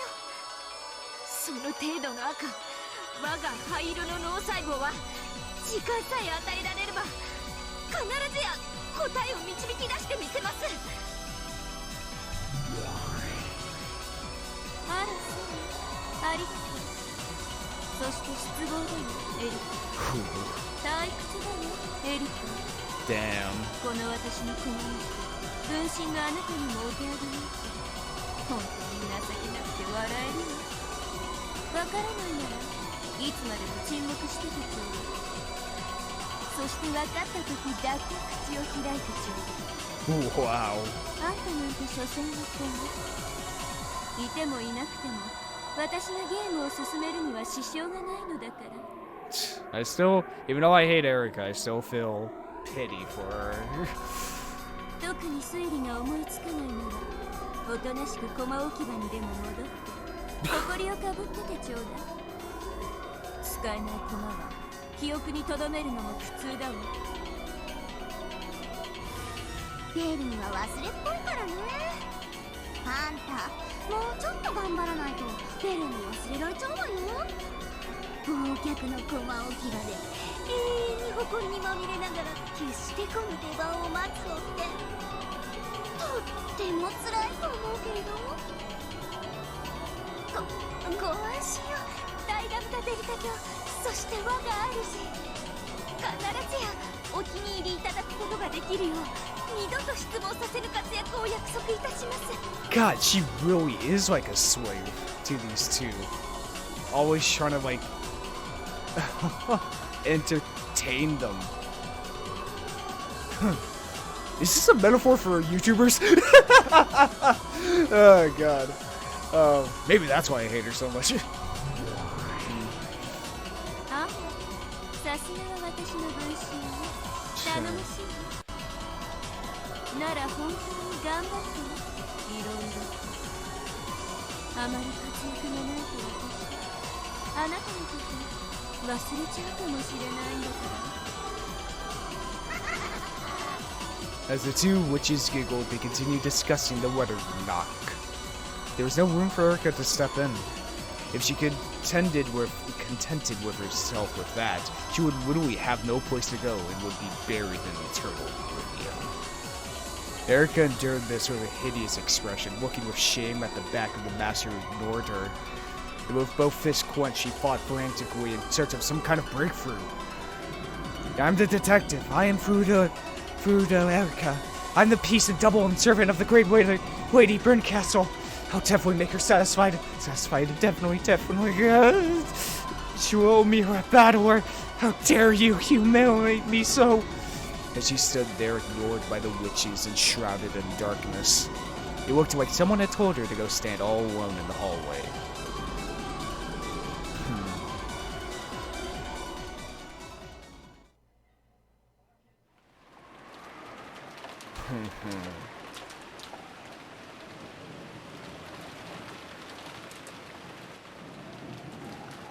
I have to say that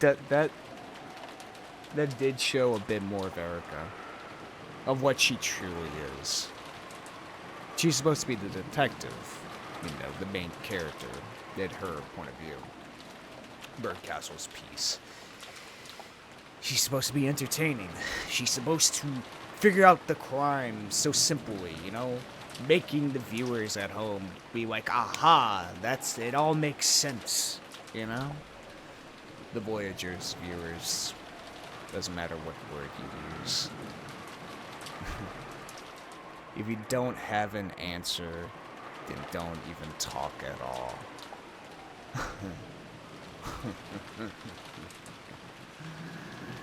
How interesting.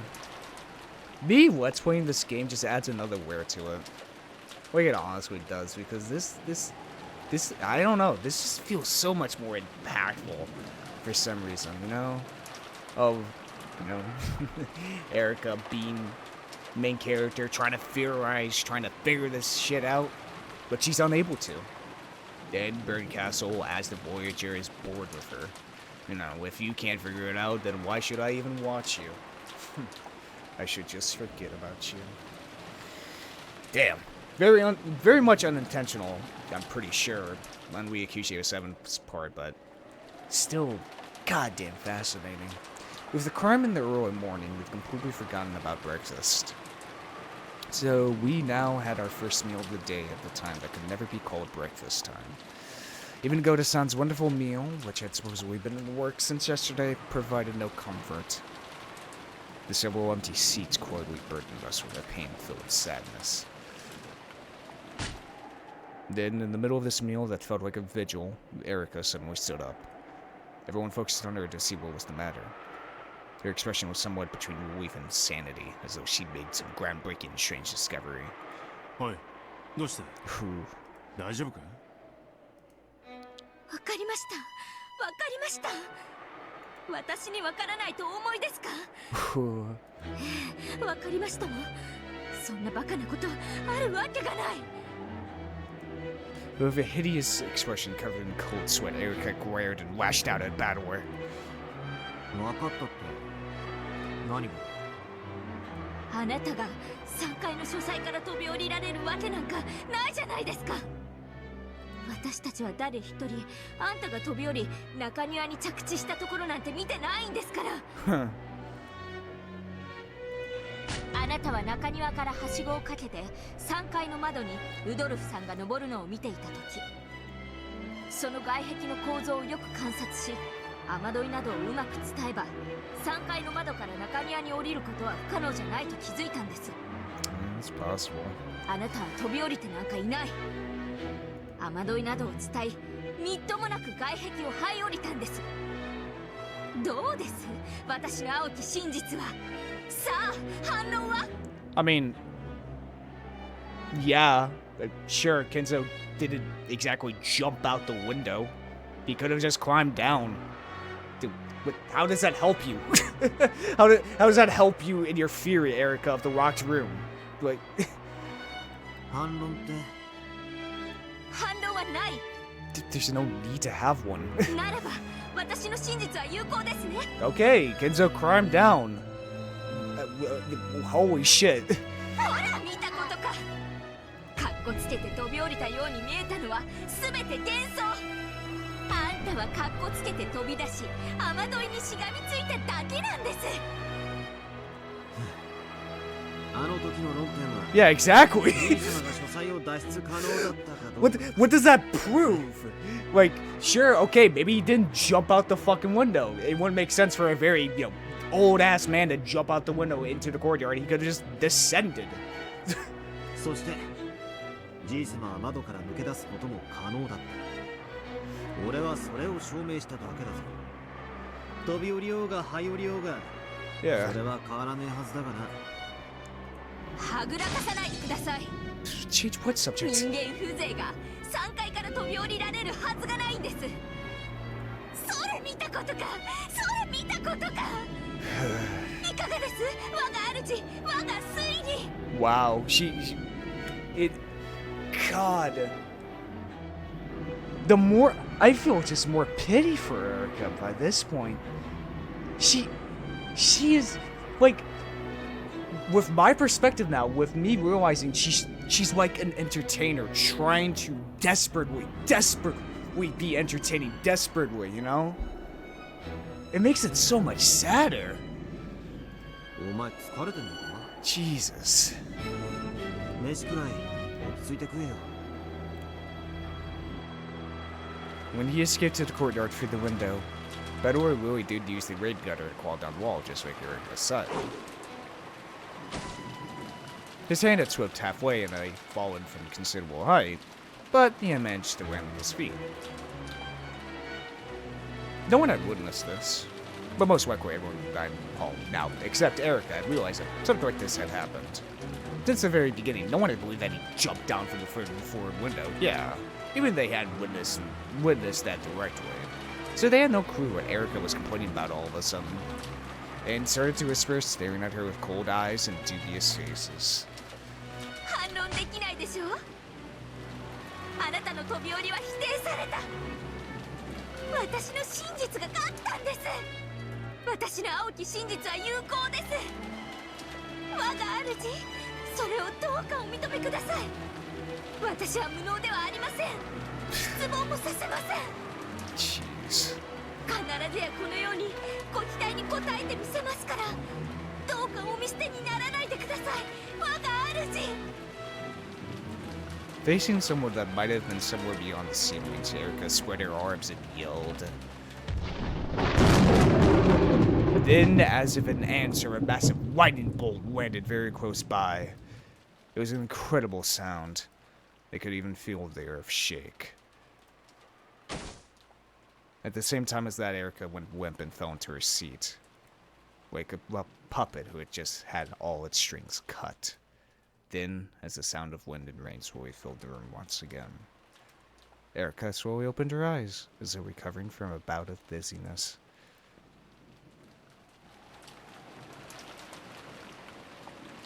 Then she continued eating in silence as though nothing had happened. Jesus. As if she had been acting normally the whole time. Didn't Erika just stand up somewhere and yell something strange at someone? Automatically enough to make one doubt their eyes, Erika continued eating quietly as though everything was perfectly normal. When they saw how ordinary she looked, everyone convinced themselves that they were totally worn out. That they must have just seen some illusion of Erika suddenly yelling.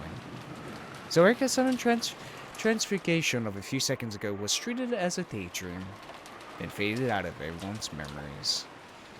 Erika quietly poked at her salad and muttered in a voice no one could hear. ありがとうございます。大メルカステル卿。我こそはウルダエリカ。我が主の駒にして分身。必ずやあなたのために最高の物語を献上してご覧に入れます。Jeez.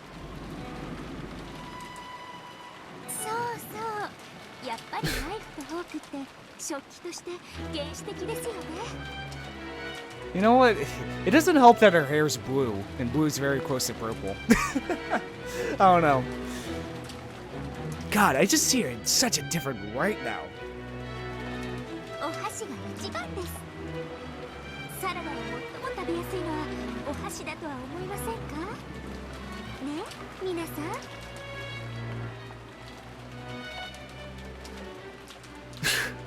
It's like she reset. Wow. God.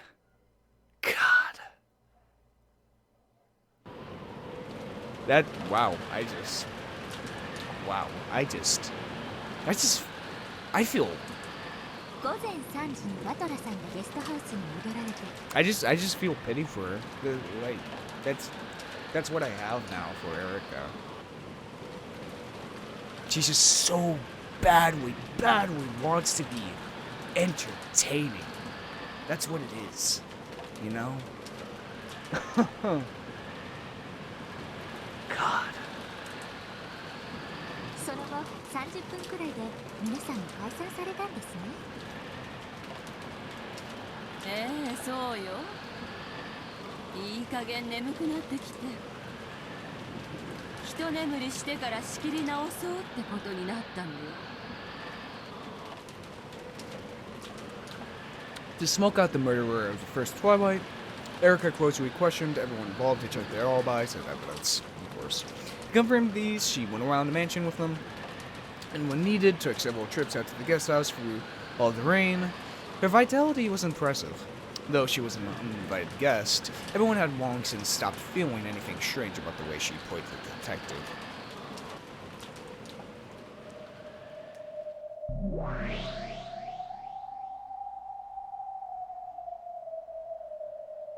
Erika も着実に基礎を固めているようですな。無駄なことよ。アリバイがあろうとなかろうと、わらわたちの存在を否定することなどできぬわ。金蔵は窓より逃れ、今や六軒島の霞よ。決して捉えることも否定することもできぬ。さしずめ、チェス盤の裏側にでも逃げ込んだとでも言えばいいのかしら。その場合はしまい込んだというのが適当でしょうな。そういえば例の第一の番の死体、同じくしまい込んだのであったな。I mean, we still have that problem to deal with. ええ、異界と人間界の狭間の私の暗黒にしまってあるわ。あの探偵気取りに見つけられることはあるまいな。当然よ。人間には絶対不可能だわ。確認する？念のためな。そしてわらわたちも今後のベルンカステル教の狙いを今一度読み直す必要があろう。敵を知れば百戦も危うからずですな。真に知れば百戦も戦わずに勝てるわ。いやいや、まったく。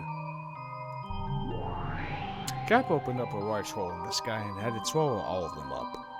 She invited Bito and Wodo to the gap between worlds where she had hidden the corpses. That peace was nowhere in this world. It existed at no time in this world. In other words, it truly and literally was a place not of this world. In this place, questions such as where is this and what time is it have no meaning. Every single place went to here, but no place could be reached from here. Furthermore, all times connected to this place, but no time could be passed to from here. In short, this place was just what they said it was, the underside of the chessboard. No, perhaps it would be more appropriate to call this the captured pile, where pieces that have left the game go. Corpse landfill. Then, through the pitch-black world, a glow like a faint spotlight shone, and 5 corpses came into view.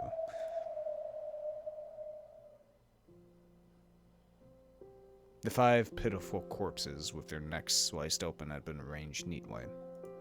Their eyelids were shut, and their hands joined. Apparently, even Gap had respect for the dead. おや、今回のゲームの第一の番の犠牲者は5人なのですか？6人ではなく。おお、お師匠様ではないか。どこへ行っていたやら心配したのだぞ。ゲームはもう第一の番を迎えて、ご覧の通り最初の犠牲者が出ておるわ。さあ、いよいよだ。ワクワクしてきたぞ。そうですか。ここのあなたは元気そうですね。何よりです。わらわは元気と魅惑なボディ。Captivating. あと気立ての良さくらいしか取り柄がないぞ。It is a captivating body. For some reason, Virgilia praised Bito for being in high spirits, though Bito was taken aback at such granny-like words coming out of Virgilia's mouth all of a sudden. She pounded her chest and answered. Virgilia had been absent often during this game. She might even have been absent when Badwar solved the epitaph, as well as during the uproar that followed. Apparently, she'd been absent for so many critical points that she didn't really understand much about what had happened so far in this game. 今のところ出ている死体は5人。 Interesting. 見ての通り、首をすっぱりよ。George, Jessica, Maria, Rosa, Genji. All 5 of them had their necks sliced open by something sharp. The wound opened wider than their mouths. It made it feel as though they no longer need their mouths to breathe. なるほど。ジョージ、ジェシカ、マリア、ローザ、ゲンジの死体は誰が見ても一目で死亡が確認できるというわけですね。Not makeup or anything? 赤か。まあ、お師匠様にケチっても始まらぬ。そうとも、死んだふりなど絶対にありえぬ。誰もが一目で死亡を確認できる死体であるわ。Okay, so they're dead, alright. なぜリーヤは赤を？さて、しかし常にお嬢様のことを思われている方です。Okay, but we still have a bunch of time for them to be murdered, and the only people that were, in the guest house awake at that time would be Nanja and Goda at the bar, but they'd been there for a good couple hours, and maybe they wouldn't notice if someone did come in through the door since they were discussing something, so it could have been really anyone who, besides the people, I guess in the manor, because we have everyone in the mansion is accounted for. Well, we don't exactly know when they were murdered. That's the biggest thing about this first Twilight. We don't know the time of death. And hell, maybe they were still alive when Badwar went in. Probably not, but it's possible, perhaps. But most likely thing is that they could have been killed at any time since the last we saw of them when they went to the guest house. お嬢様に利する何らかのお考えがあってのことでしょう。 Or we could say that Kumasawa lied about sleeping and killed them within the room because she was staying at the guest house.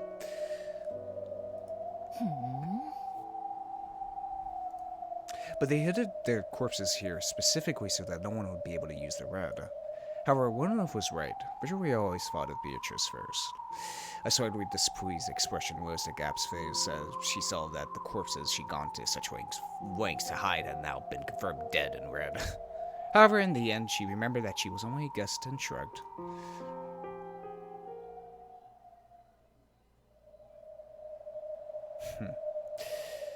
なぜガープに死体を隠させたのですか？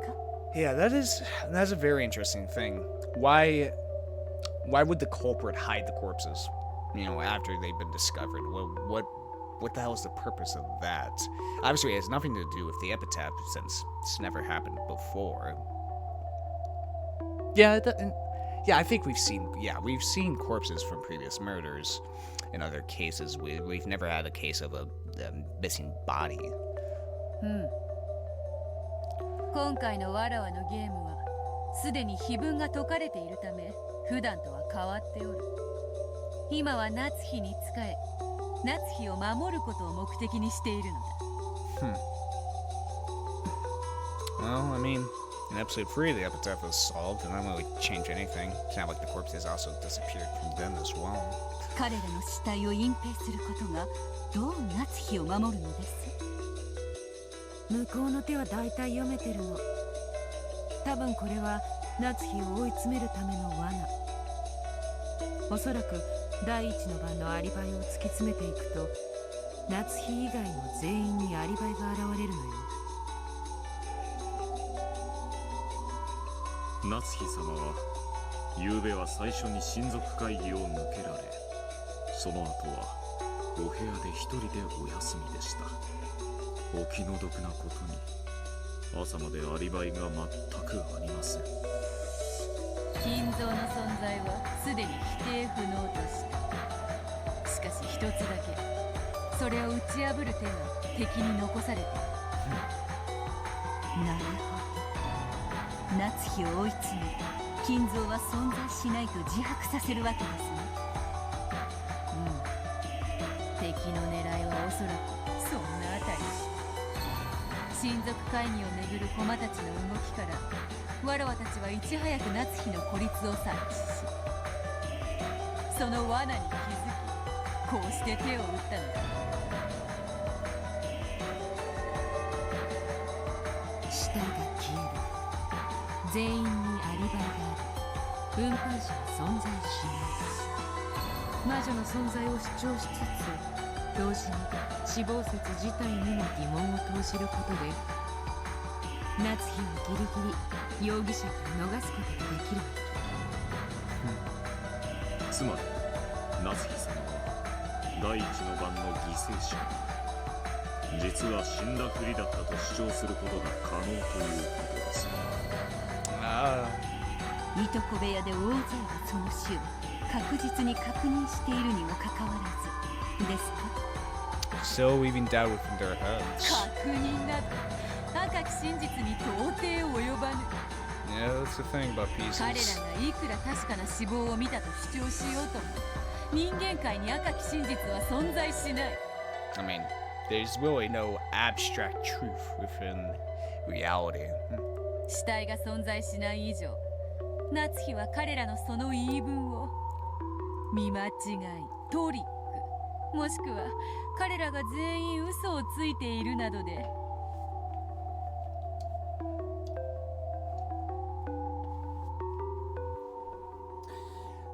I don't know, for some reason. No, everyone's alibi is counted for because, like, if there was someone to move the bodies, I feel like the biggest suspect would probably be Erika, since she said multiple times before she thinks Natsui is the culprit.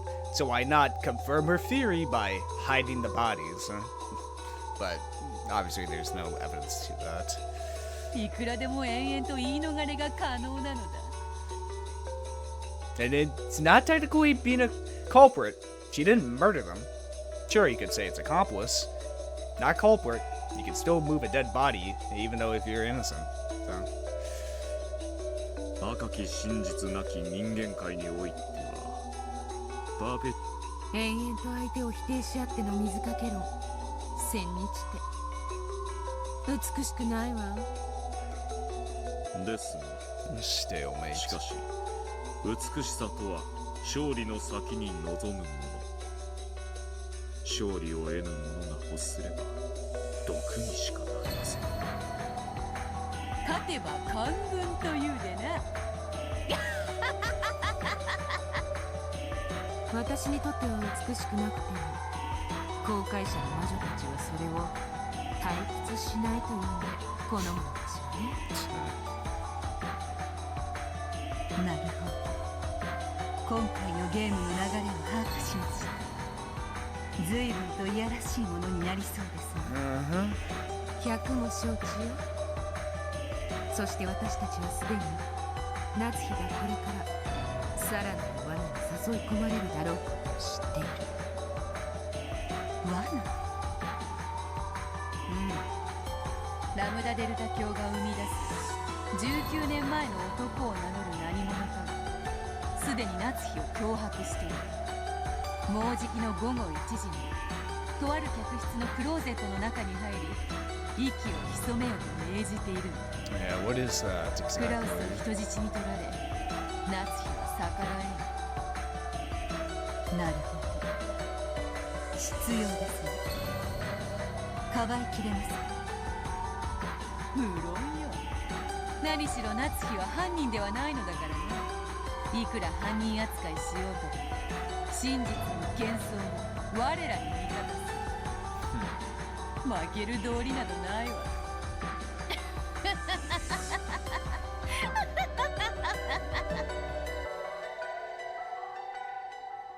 It's very interesting to see both sides of this chess game, huh? Natsui threw her cup of tea to the ground in protest, expressing the anger that flowed throughout her entire body. それはどういう意味ですか？私が疑わしいというのですか？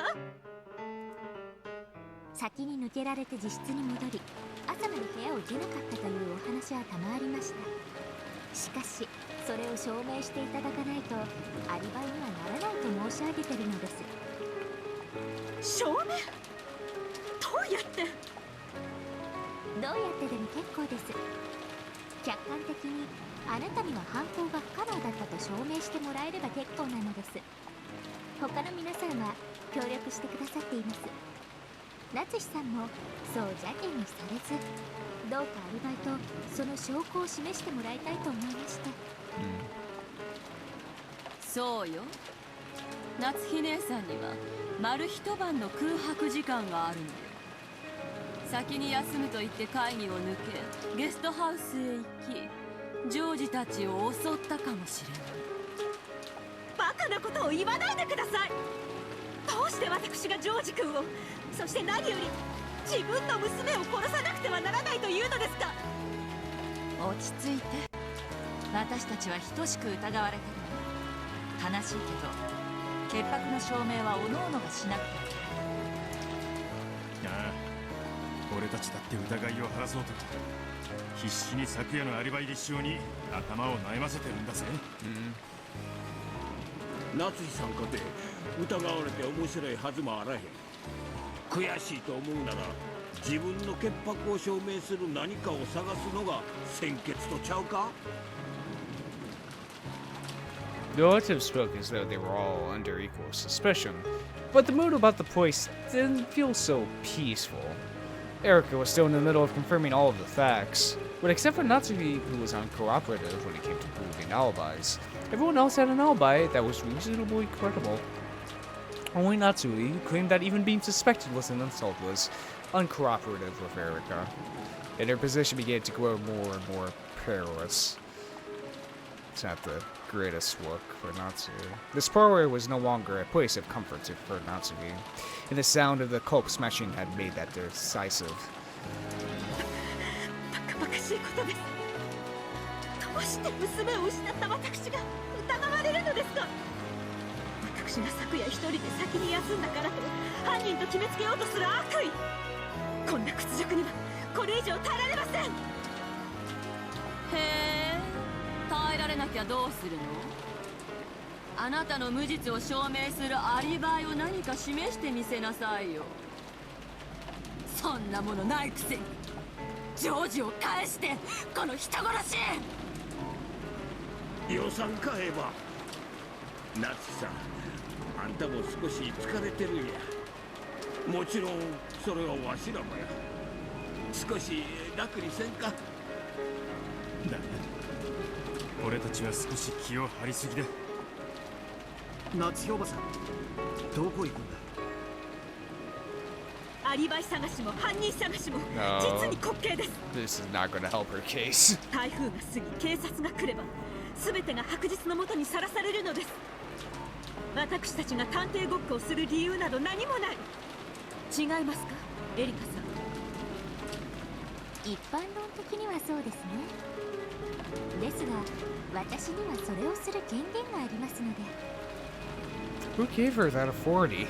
No one asked. It was an authority given by words of power from a higher world. So the pieces weren't even allowed to doubt it. 私は退出します。警察が来るまで皆さんのくだらない問答にも付き合うつもりはありません。私を疑うならどうぞご自由に。それを疑い晴らすことも私は警察に委ねますので。 It may be a bit late to mention this, but then again, I guess this happens every time anyway. As usual, the phone couldn't connect to the police. Natsui said the police would be coming, but that wasn't exactly true. Strictly speaking, the boat would come tomorrow, and they would use the radio on that boat to contact the police. Well, it's not like I'll let everyone live that long anyway. 夏日さん、一人になるのは危険だ。ここにみんなで一緒にいた方が。いいじゃない。それも立派な証明かもよ。これで夏日姉さんが実質で殺されてたりしたら、それも立派な無実の証明だわ。よせよ姉貴。夏日さんも俺たちも少し一服した方がいいだろうな。明日まで体が持たねえぜ。一服はしても油断はせず、ね、明日どころか今夜も越せないかもしれない。夏日おばさん、部屋へ帰るならしっかり施錠して、まだも鎧戸を閉めて安全にしててくれ。誰も疑いたくない。そしてそれ以上、もうこれ以上誰にも犠牲になってほしくない。ありがとう、バトル君。でも私は部屋に戻ります。ゴーダ、あとは任せますよ。お客様にせめてこのような状況ではあってもご不自由をおかけしないように。はい、奥様。Now, Natsui, if you get found in the closet and you're already saying you're going to win, it's not gonna paint you any less suspicious. 心得ております。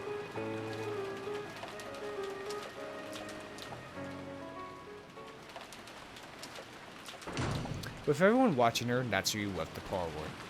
From their faces, she could tell that they were expecting the classic mystery pattern, that the first person to crawl and leave the circle would become the next victim.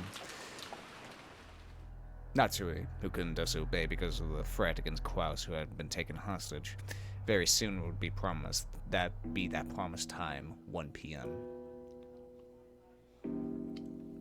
She was to hide for an hour in the closet of a specific guest room. It was easy to suspect that this bizarre order was a trap to select her as the next sacrifice. She thought of various ways to resist, but all methods would be useless against a culprit who had a hostage and was observing her from close by. So Natsui could do nothing but obediently follow that order, and then claim that she'd been forced to do this for her husband's safety.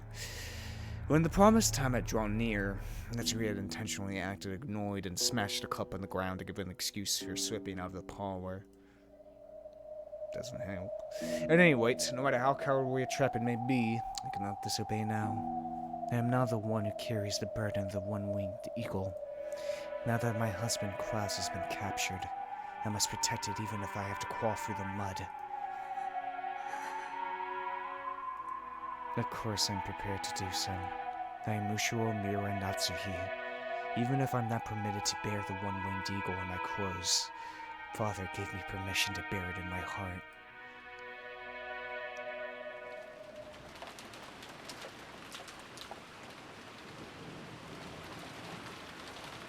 I've managed to get this far by possibly dashing away in a rage. So far everything has gone well. Before my eyes was the doorknob of the specific guest room specified. However, I wonder if it's locked. The servants are normally ordered to lock any used rooms. What will I do if it's locked? I had dashed away from the others, pretending I was returning to my room. Popping back and asking the servant to unlock this guest room would be obviously suspicious.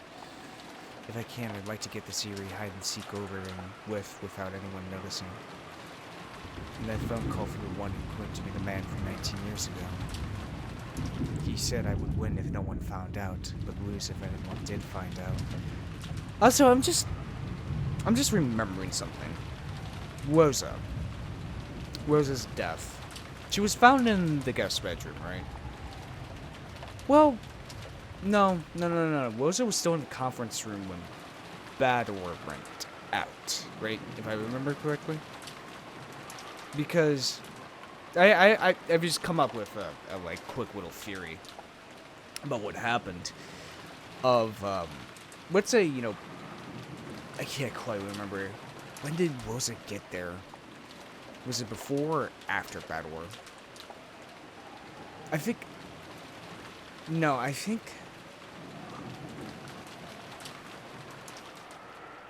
No, okay, I think it was after Bador went to sweep in the guest room. So that means that Rosa went into that guest room and was murdered. And the only way I can construe that is that the culprit was inside the guest room when Bador went to sweep. But that begs the question. Why wouldn't they just kill Bador? This ties in with my other theory of the culprit needs Bador. I can't quite... It all hinges on the fact that Rosa went to the guest room after Bador.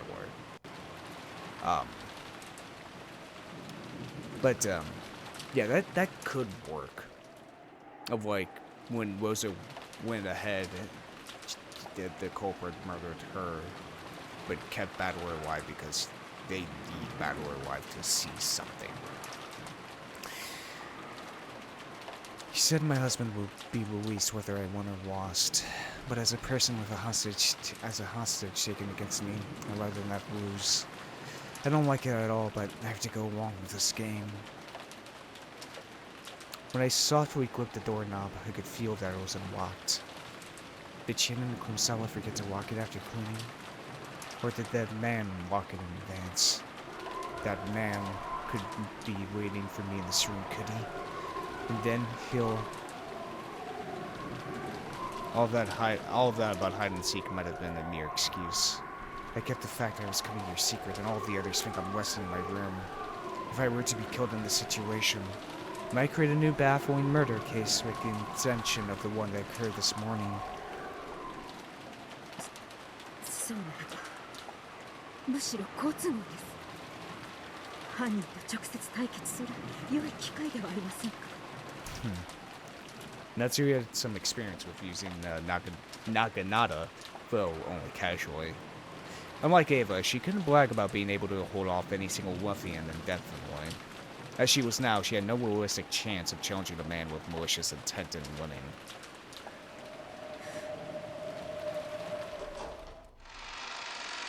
There's going to be nobody there. She readied herself and slowly opened the door. She couldn't just stand around in the corridor and risk being seen by someone. The atmosphere inside the guest room was frigid. She could sense no trace of anyone waiting impatiently for her. All she could hear were the unsettling sounds of the wind and rain. At first, it seemed to prove that there was no one here to friend her. But soon, it only made an uneasy feeling rise up inside her even more strongly than before. The closet was just off to the side of anyone entering the room. Lined up inside it was a set of hangers or coats. This closet, which had nothing hanging in it, was large enough for even an adult to hide in. She softly opened the closet. Of course, there was nothing inside. She would have had to hide quietly in here for an hour. The room had one floor, but something like a culprit had been waiting in the closet. It seemed sitting down wouldn't be a problem. She had been sure someone would be waiting for her in this room, or that a strange letter would be lying in the closet. In the worst case, she had even imagined that her husband's corpse might be inside there. However, none of these things she imagined turned out to be true. The only thing there was a cold guest room in a lifeless closet that suddenly urged her to enter. この中に1時間隠れていろというのですね。馬鹿にした話です。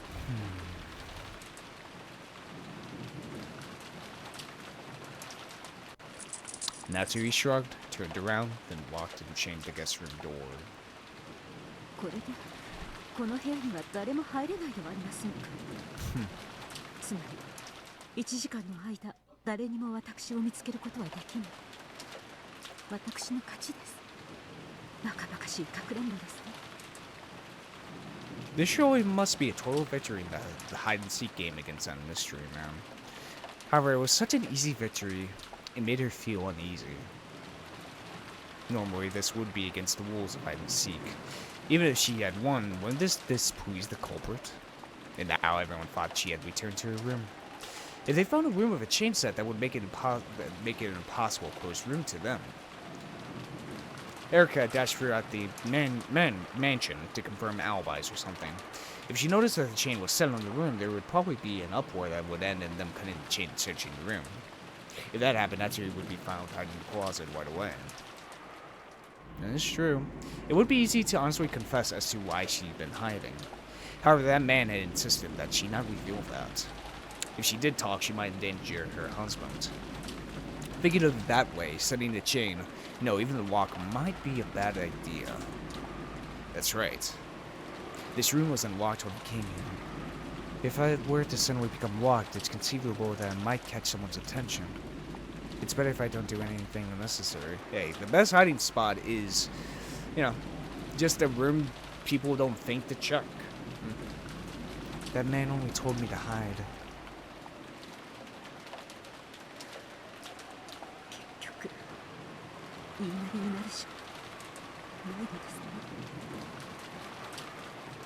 I hate doing it, but I cannot disobey.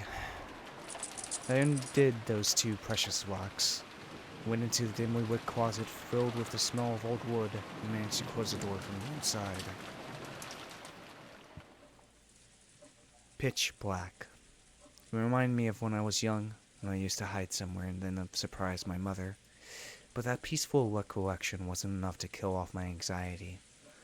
It really is pitch black. From here, I won't even be able to check my watch to see if an hour has passed.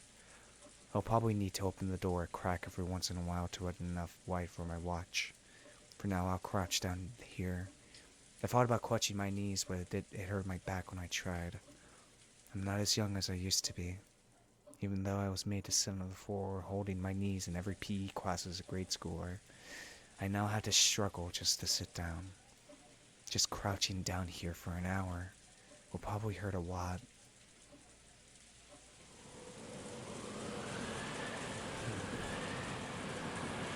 Now, what is the point of this?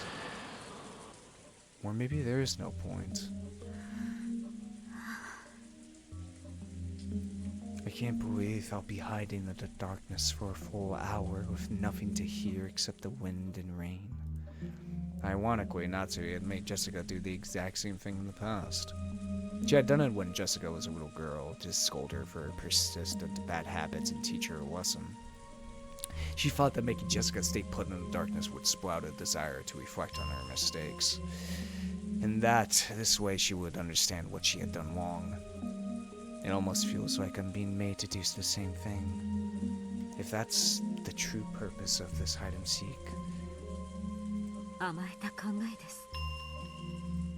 This must be my naivete, the hope that if their goal is to make me repent, nothing will happen here during this hour. Uncertainty and fear of that man's shadow are not what I need right now. Will someone suddenly come to this room, open this closet, and do something horrible to me now that I've come here in total secrecy as promised? That's what I should be worrying about. The culprit or one of his accomplices is very close by. If they weren't, they wouldn't be able to observe me so thoroughly. I don't want to think it, but it's highly likely that the culprit bought off one of the servants. The culprit hid an eerie card with autumn written on it in my room. My personal room is always locked. The trick wouldn't have been possible without a key. Instead of believing that they obtained a key when the servants weren't working, it's much more realistic to assume that one of the servants lent the culprit a hand. しかし、どうして私の好きな季節が秋だと。気持ちが悪い。The thought that this mystery man might be peeking into my heart sent goosebumps running across my whole body. It's true that I like autumn, but I've never said it out loud. I don't think anyone's ever heard me say it. If I asked even my husband what my favorite season is, he'd probably be stumped for an answer. No. Just once I told it to a single person. That's right. Shannon. Ooh. On an autumn day long ago, I happened to be in a good mood, and I mentioned that autumn was my favorite of the 4 seasons. So the culprit or one of their accomplices has to be Shannon. 私が秋を好きだというのはシャノンしか知り得ないこと。 Maybe, or you have mentioned it in the past, but you just don't remember, and you're obviously just corroborating with the fact that Shannon is a servant, which proves your hypothesis. なら、これはシャノンが関わっているという明白な証拠ではありませんか。それをあの秋というカードが証明しています。なんということ。10年にもわたり当家の世話になりながら。I trembled and shook with rage. Didn't Kinza once say that anger is the fastest sedative to cure fear and uncertainty? It's easy to tell the most fearful humans from within a cloud. They're always the first to get angry. I remember him telling me that. So I realized that this anger was a sign that I was actually frightened. And I tried my best to remain calm. However, this is a vital clue for turning things around. Shannon might not be reliable as a servant, but if she's an accomplice used by that mystery man, this might actually be convenient. A weak-willed girl. If I friend her, she'll probably spill the name of the mastermind in an instant. I'll secretly tell the police about this. It might become a big clue towards arresting the culprit. あのカードで私を驚かし、うまく手綱を取れたつもりだったのでしょうな。むしろ墓穴を掘ったようですね。I never told anyone except Shannon that I like autumn. Oh. Okay. That proves it a little bit more. Okay. Now that, ladies and gentlemen, is proof right there. This is unshakable proof that she's working with the culprit. Is it? Perhaps, yeah. Or maybe she is the main culprit.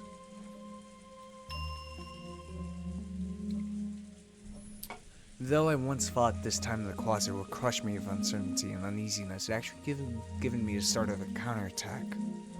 If I wasn't given this time in the darkness, I probably wouldn't have noticed this.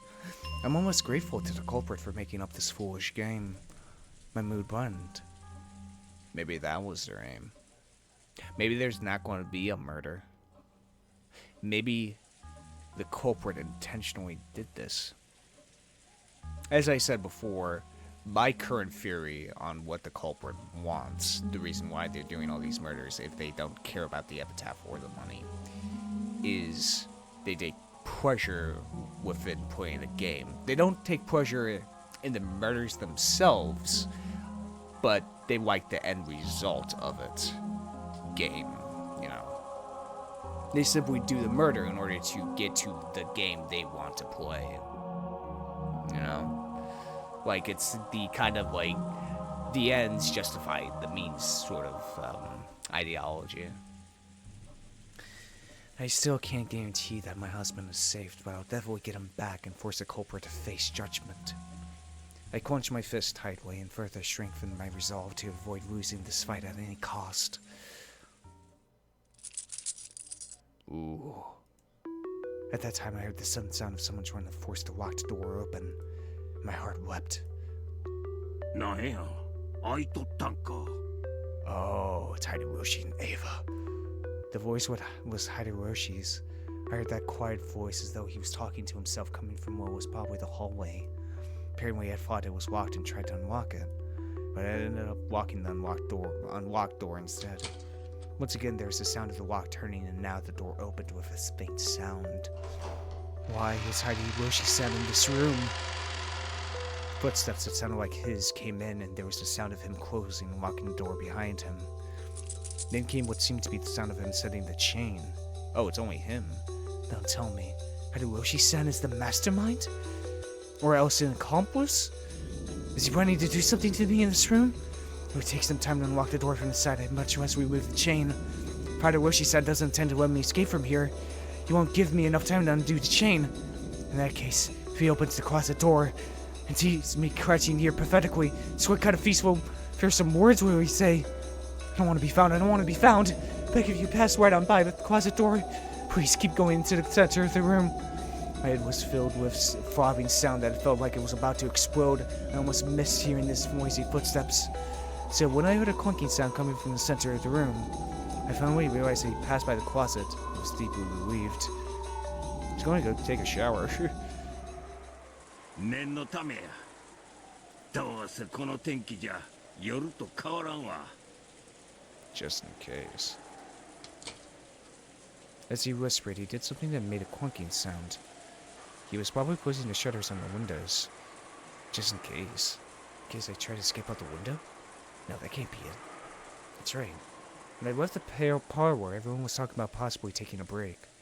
After all, several murders have occurred. And the weather's bad. There'd be nothing abnormal if someone chose to rest in the guest room here instead of returning to the guest house. In that case, locking up and closing the shutters to guarantee safety is the proper course of action to take. When he finished closing the shutters, there was a thunk, as though he flopped over on the bed.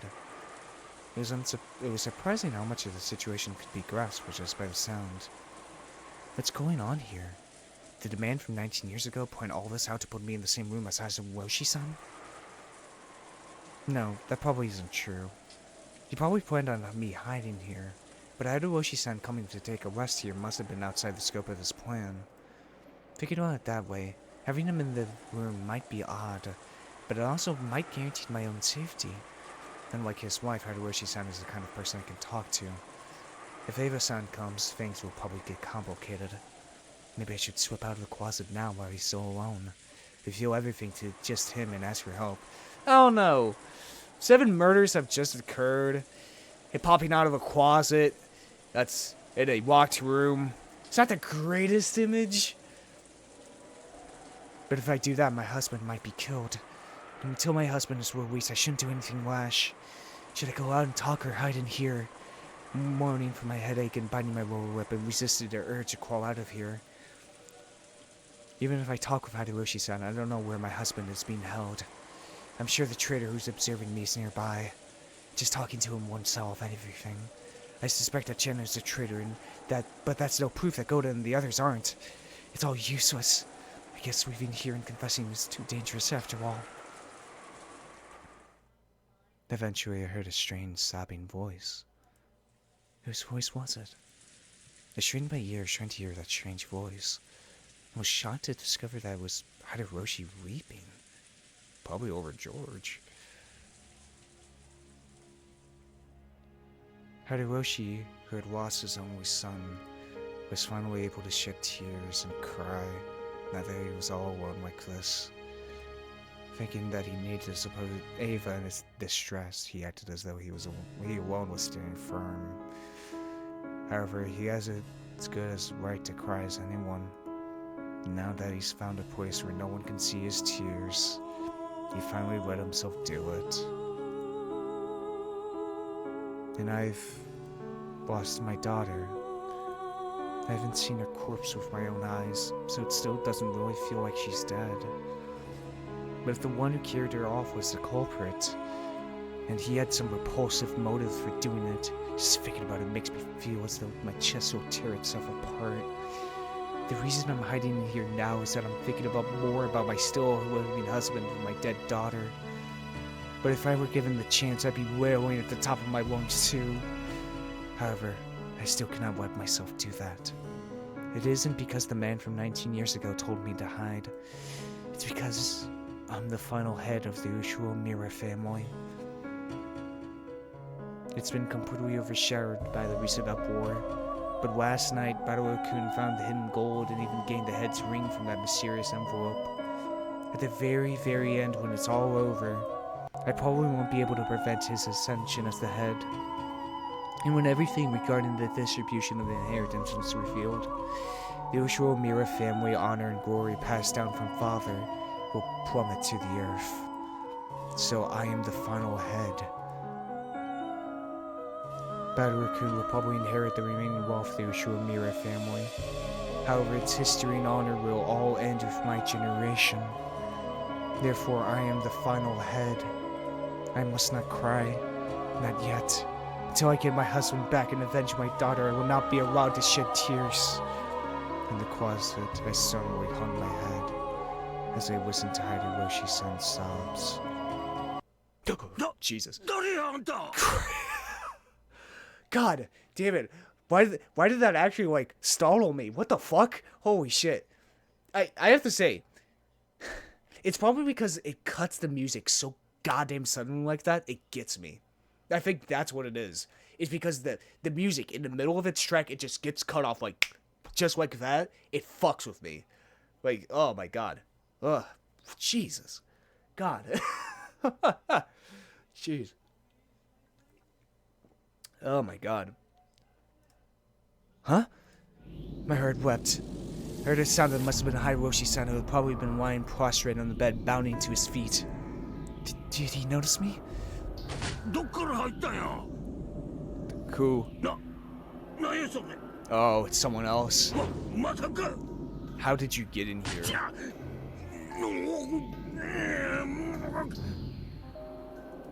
He was crewing a struggle with someone. Who on earth could it be? No, it doesn't matter who it is. It's probably the culprit, and they're probably trying to take Hideyoshi-san's wife. Should I jump out of here and help him? If I can't help him, should I call for help? No, but if I do something like that, I'll be questioned about why I was hiding here. However, if Hideyoshi-san gets killed like this... No, now isn't the time to be saying that. At this rate, he'll certainly be killed. I'll jump out of here and help him right now. But if I do that, even if I could save Hideyoshi-san, I might be abandoning my husband's wife. Hideyoshi-san's wife and my husband's wife. How sinful it would be to try and weigh those against each other. That time there was a loud sound as the door opened and the chain was pulled tight. Someone was trying to open the door despite the chain being set.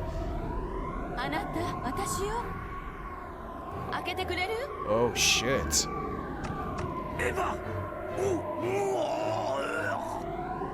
Oh fuck.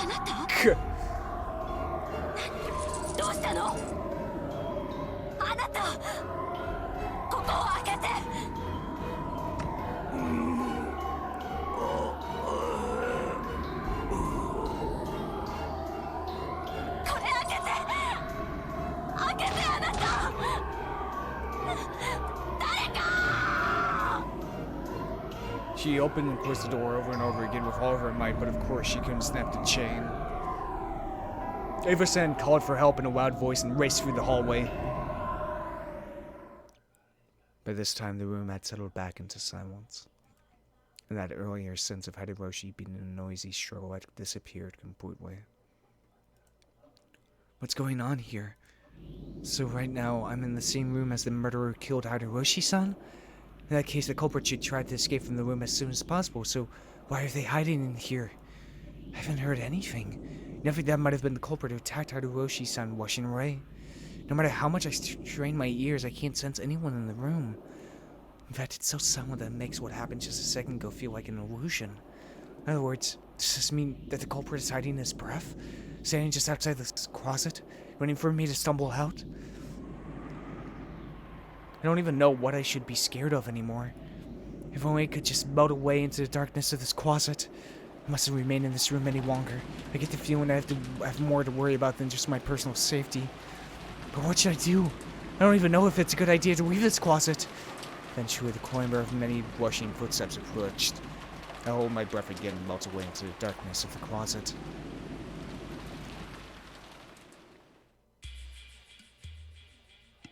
Ava dashed back, bringing everyone with her. Goda was gripping some wire cutters to cut the chain with. After trying to open the door again, confirming the chain was still set, she yelled through the crack in the door. あなた今ここ開けるわ早くそれで切断してはい Goda stuck the large wire cutter, which looked like it could slice off a whole finger through the crack of the door, and easily severed the chain.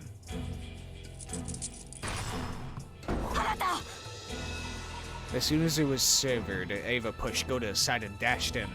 They were trying to follow her, but they bumped into Ava and fallen to her knees, moaning. So even though they couldn't tell much of what was going on inside the room, they could tell by Ava's moans that they were too late.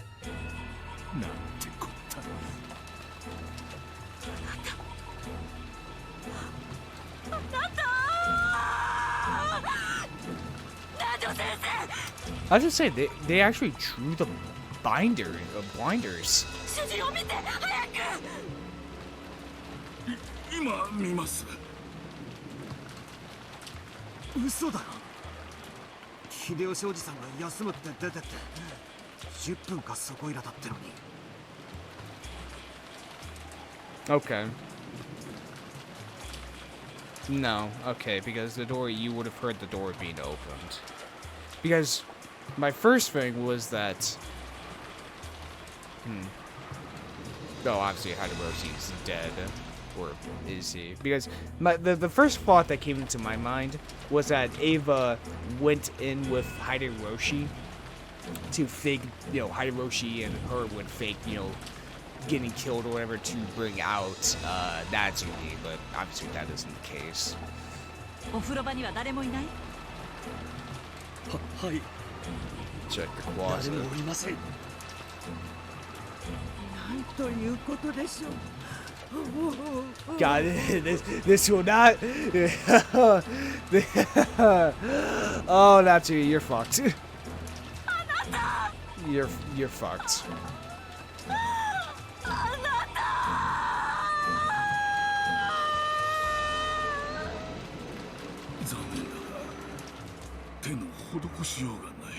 Okay, let's check Hideroshi. Corpse discovered in the guest room of the first floor of the mansion. He had been pierced through the back with a demon stake. Its tip reached as far as his lungs. Because he was lying face down on the bed, suicide must be ruled out. Yes, I remember this. Yes, this was the thing that confused me when we first saw this, all the way back then, at the beginning of the episode. Dude, it's a demon stake this time. Not a throat slitting, a demon stake. So what is the implication of that, Nanjo stood up, hanging his head sadly. It was only natural. Because anyone, even if they weren't a doctor, would think that at a glance. Hideroshi was lying face down on the bed. It stuck deep into his back with something like a blade with an intricate demonic design on it.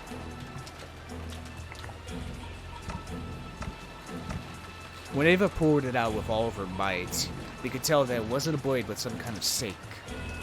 Its sharp tip had penetrated nearly 15 centimeters in. Jeez.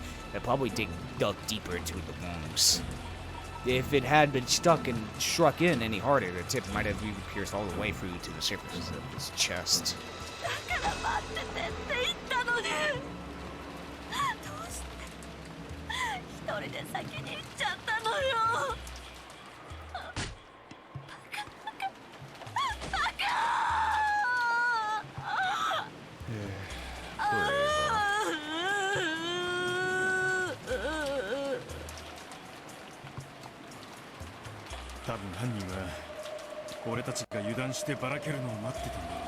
I have to say, even though this is a time looping game, and personally the deaths don't really don't affect me because we've seen them die over and over again. The reason why it works so well is because of the characters reacting to the death of their loved one. That's what makes it work, for me at least.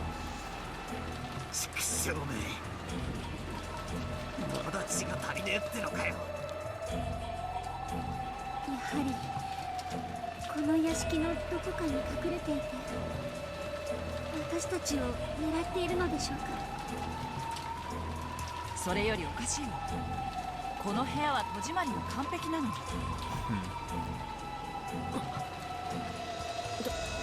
確かに鎧戸も全て閉まってますし、扉にはさっきまでチェーンが。それはおかしいではありません。それじゃ犯人はどうやってこのお部屋の秀吉様を襲ったというんですか。扉の隙間からこの杭を投げて刺したとか。その隙間から秀吉さんのベッドは完全に死角よ。銃を使ったって殺せやしない。おかしな話になってる。密室殺人。密室殺人。そうと決めつけるのは早いぜ。風呂場の天井を外して天井裏に逃げた。あるいは鎧戸が実は外からでも閉められる。鎧戸は Here we go. 外からはびくともしませんでした。今確認してきました。Of course you did. エリカ。 It's no wonder everything felt so quiet and relaxed. At some point, Erika had split from the group. Just now, she had finally arrived and poked her face in from the hallway. When she heard that a crime had occurred in this room, she had watched everyone rush towards the room, but circled around to the outer wall herself. And she had gone all by herself to check that the shutter was down on the window, that you could do anything with it from the outside, and that there was nothing out of the ordinary.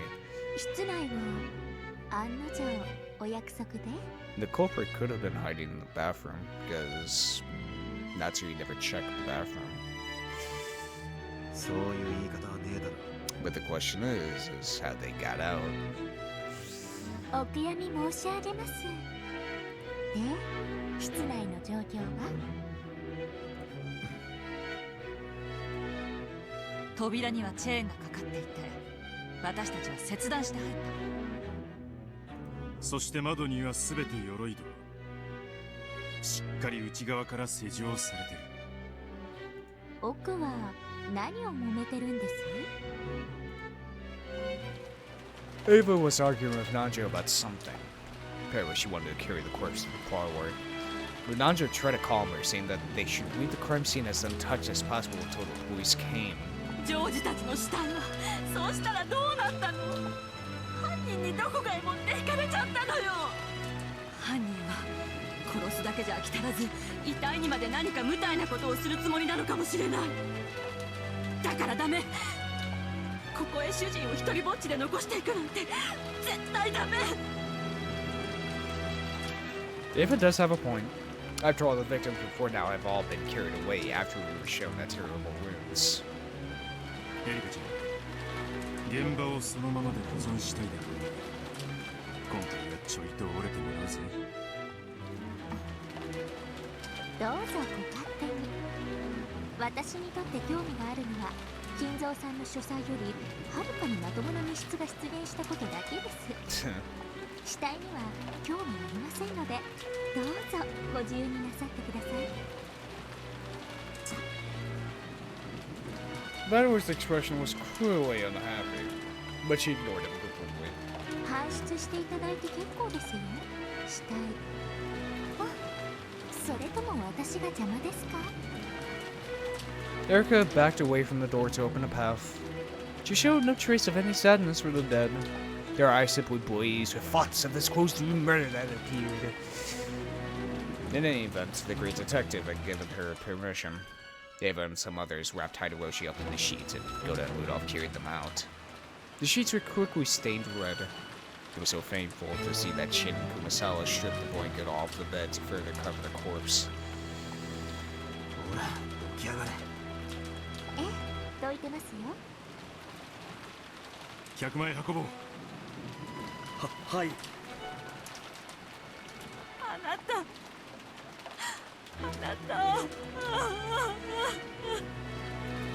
いいことみんな。これからは常に団体行動。絶対に孤立してはダメ。犯人が源氏さんを襲った時点でマスターキーを得ているはず。世情がもはや安全を保証しないことは明白だぞ。しかしチェーンまでされていたのにどうやって。不可能だ。鎧戸にチェーンロックがしっかりかかっていた。マスターキーがあったってあの部屋に押し入れるのは不可能だ。きっとベアトリーチェ様の仕業ですよ。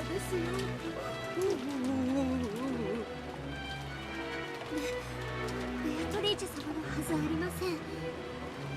碑文は解かれ、すでに儀式の意味は失われたはず。わかるものがこんなの魔女にしか不可能だ。魔女にしか不可能ですか。I know exactly what she's gonna do. A witch, huh? She opens up the closet, that's who he falls out. いい響きです。エリカちゃん、話を聞いてる？私たちはこれから全体行動って決まったわ。私たちはまず秀吉さんの遺体を客前へ運ぶ。探偵ごっこはそれからにしよう。 When she heard the words point detective, Erika grimaced visibly. Then everyone stumbled out, and she took a single step into the now empty guest room, looked around, and burned that scene into her eyes. Erika claimed to have a photographic memory. If that was true, those few seconds were more than enough for her. Later on, she could sip black tea in the parlor while pursuing the photograph of the scene inside her memory, playing the part of an armchair detective. Then suddenly her eyes stopped on the closet off to the side. A closet for hanging overcoats. If it was large enough to fit a coat on a hanger, a person should be able to hide in it. Slowly, Erika stretched her hand out towards the closet.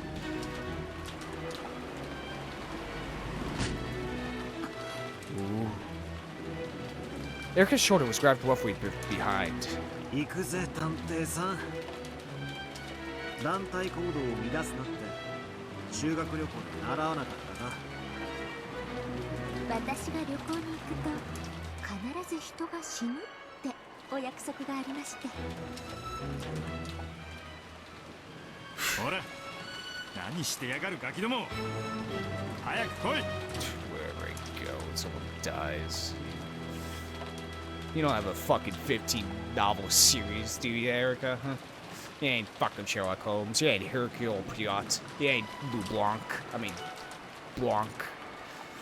Rudolph told him to hurry. After clicking her tongue and glaring at the closet, Erika followed backward back to the parlor for the time being.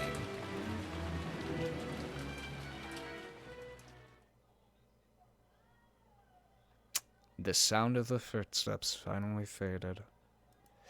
That time of terror, when I feel that even the dripping of the cold sweat covering my cheeks might be noticed, had finally ended.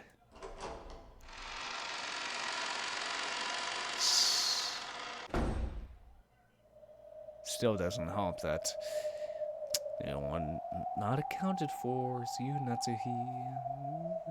I mean, you could have some plausible deniability, but... With my hand that still couldn't stop trembling, I slowly opened the closet door and dashed out into the hallway. It's okay, no one's found me. Still, it's a good thing they didn't lock the door. If they had, I wouldn't be able to lock it behind me after I left, and they find that suspicious. Anyway, I should leave this place. Then I'll return to my room and pretend that I was sleeping the whole time. Yes, if I don't get back soon, a new murder has occurred. They'll probably try to tell me about it. They'll probably do it shortly after the carry Hideyoshi-san's corpse back to the parlor. I can't get around the phone call by saying I was asleep and didn't notice, but if they come knocking directly, that'll be bad. I have to get back quickly before they try to force their way in. I don't know whether I should run all out noisily, hide my footsteps, and walk in secret, or walk around normally as though nothing has happened. At the very least, it'll be bad if I bump into them on their way back to the parlor. Anyway, I'll head to my room at a quick pace without being noticed by anyone.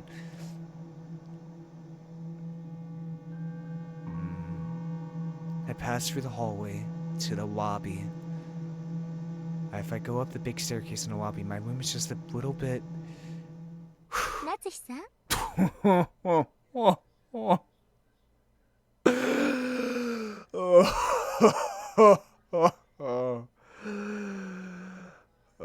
Fuck. Just as she was about to go up the large staircase, Natsui heard Erika call out to her. It was so surprised that she visibly jumped. ちょうど今からあなたにも知らせに行こうと思ってたんです。それはありがとうございます。それで何かありましたか？今、夏日さん、階段を登ってました？夏日さんの部屋って上ですよね。Just say you went to the kitchen to get something to eat. Just say you went to the kitchen to get something to eat because while everyone else was busy. Erika coldly pointed out this strange fact. Natsui cursed her bad luck. 寝つけなくて客間に戻ろうとしていたのですが、自分の部屋に鍵をかけたか不安になり戻ろうとしたのです。心配性なのでよくあることです。気にしないでください。ああ、よくありますよね、そういうの。記憶力に自信のない人にありがちな癖です。Normally, since Erika was cruelly making fun of her, Natsui might have looked annoyed. However, right now, Natsui was extremely relieved to hear Erika admit that that sort of thing happened a lot. Yeah, definitely. エリカさんこそお一人でどうしたんですか？例の客室を調べようかと思いまして。客室？え、大変なことになったじゃないですか。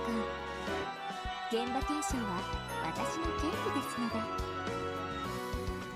Erika's probing gaze peered deep into Natsui's eyes. Oh, she's trying to fucking dupe her. She's trying to, like, set a trap. She could tell. Erika already suspected Natsui.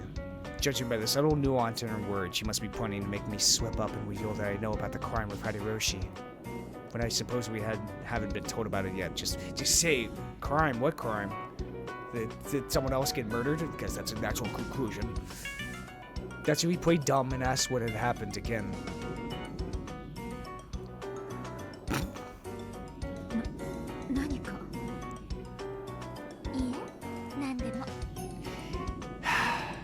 The thing is, it is so interesting because if this was a regular detective novel, right, this would be flipped. This would be entirely flipped. From the point of view of Erika, we'd be like, oh shit. What's Natsui doing on the staircase, huh? We haven't seen her in a little bit. Where has she been, huh? And we'd be rooting for Erika. But we're looking at this from the perspective of Natsui and, you know, the previous 4 episodes, so we know Erika's just a bitch. So, it's very interesting. I like it a lot of how Ryukishi 07 has created the detective that's antagonistic. You know? また最初の事件の繰り返しですね。どういう意味ですか？またあなたは自室で。そして今回もそのアリバイを証明できないわけですよね。おっしゃっている意味がわかりません。逆を言えば私が自室にいなかったことをあなたこそどう証明されるわけですか？おや、そうきましたか。ならばそれはおいおい。鍵は後にしてください。皆さんに重大な話があります。鍵を確認したら戻ります。先に始めていてください。秀吉さんが殺されました。その件についてです。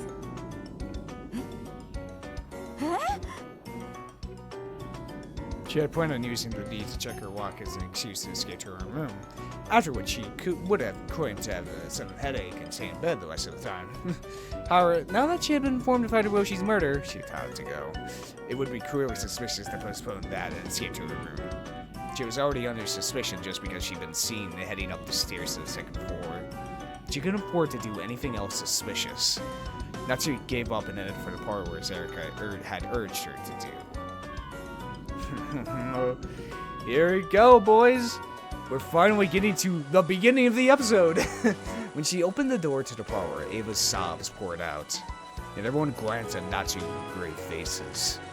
Those gazes almost made it look as though they suspected Natsui. It was now painfully apparent to Natsui.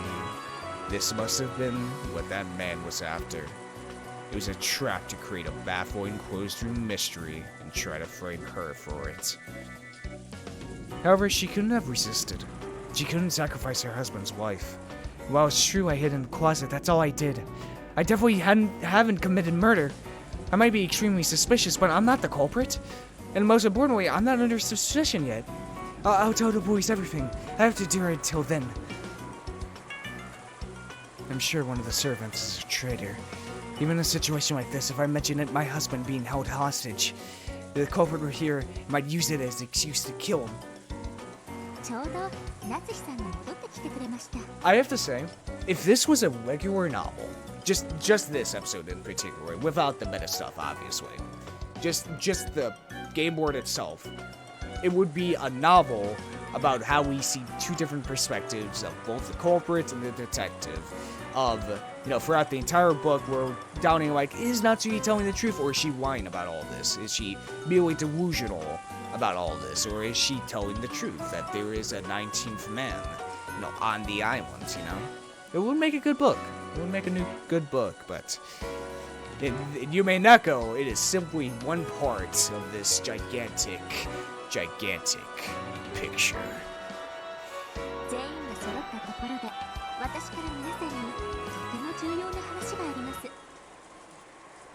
重要な話？え？重要な話です。 I know who the culprit 最初 is. の事件からをすべて皆さんの前で整理したいと思います。 Here we go. Here's the good old-fashioned detective parlor scene. それなら他の皆さんとなさってください。私はそういうことは警察に任せるべきと思っています。関心があります。整理した上で重要なお話があるのです。あなたにも誰にも断る権利はありません。Erika used her detective's authority to proclaim the start of an assembly. None of the pieces could disobey. Praying that she wouldn't become the topic of conversation, Natsui reluctantly sat on the sofa as she'd been urged to. ああ、すみません。その扉閉めてもらえます？はい。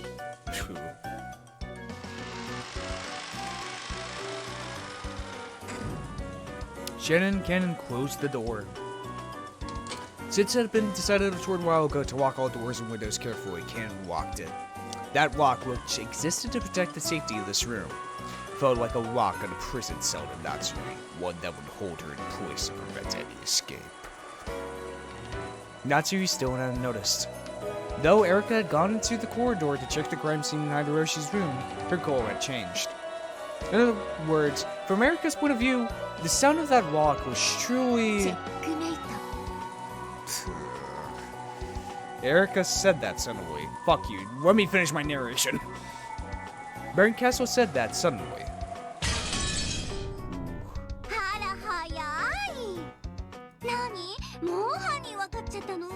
Here it is. まだ事件だって全然進んでないの？もう少し殺させて、いろいろと手がかりを集めればいいのに。さあラムダ、すべての駒を集めなさい。ここからが一番面白いんじゃない。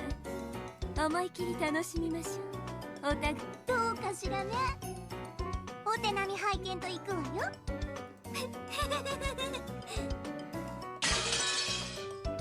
24時のゲームセットを待たずにもう仕掛けてきたとはな。ベルンカステル教名、気の早い御人。相当の早仕掛けですな。この段階でもう勝てる算段があるとは。普段なら魔女の存在を主張するだけで勝てるけど、今回は夏日や金蔵や守るものが多いわ。面倒な戦いになりそうね。面倒な戦い、大いに望むところよ。わらわの黄金の島でこれ以上の好き勝手はさせぬわ。受けて立とうぞ、ベルンカステル卿、フルドエリカ。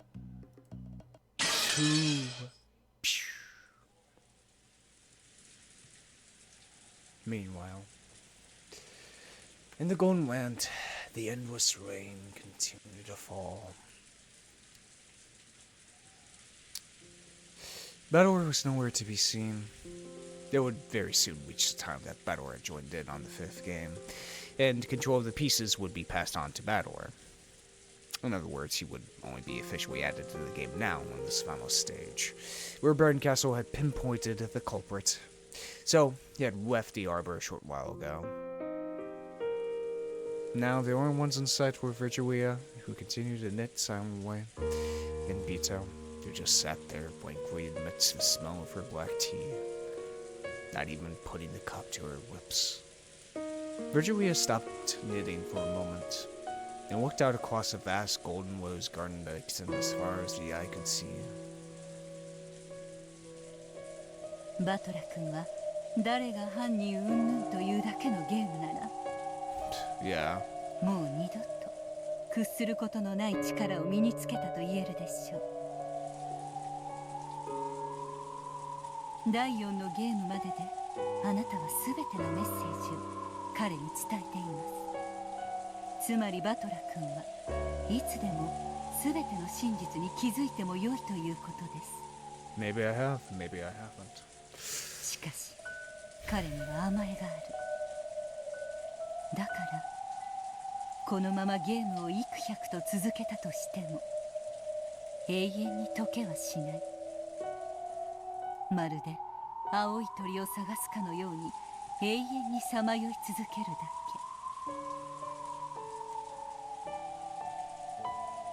け。 And that is you, Beatrice. It's the same for you. Even if this game continues hundreds more times, you will never reach the answer you seek for all eternity. Baron Castle will abuse this game without a doubt. When the Delta will also churn this game about with the utmost arrogance. At a glance, that may be humiliating and appear to you in battle as though the game has been stolen from you. However, that is something the two of you need right now. To end Battler's naive softness. To end your hesitation. だからあなたはあの二人を呼んだのです。あなたたちの永遠の拷問を終わらせるため。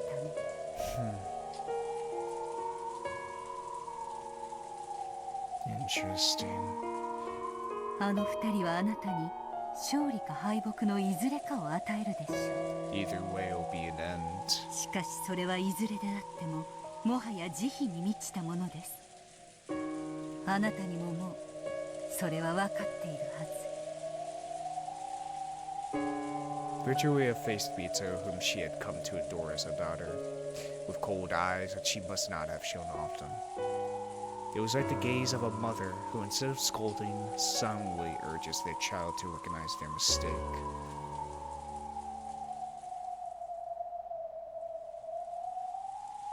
ベアトリーチェ、あなたはいつまでそうして生きるでもなく死ぬでもなく天国に昇るでもなく地獄に落ちるでもなく煉獄山の頂上でぼんやりとしているつもりなの。 The peak of Mount Purgatory. That's a good analogy.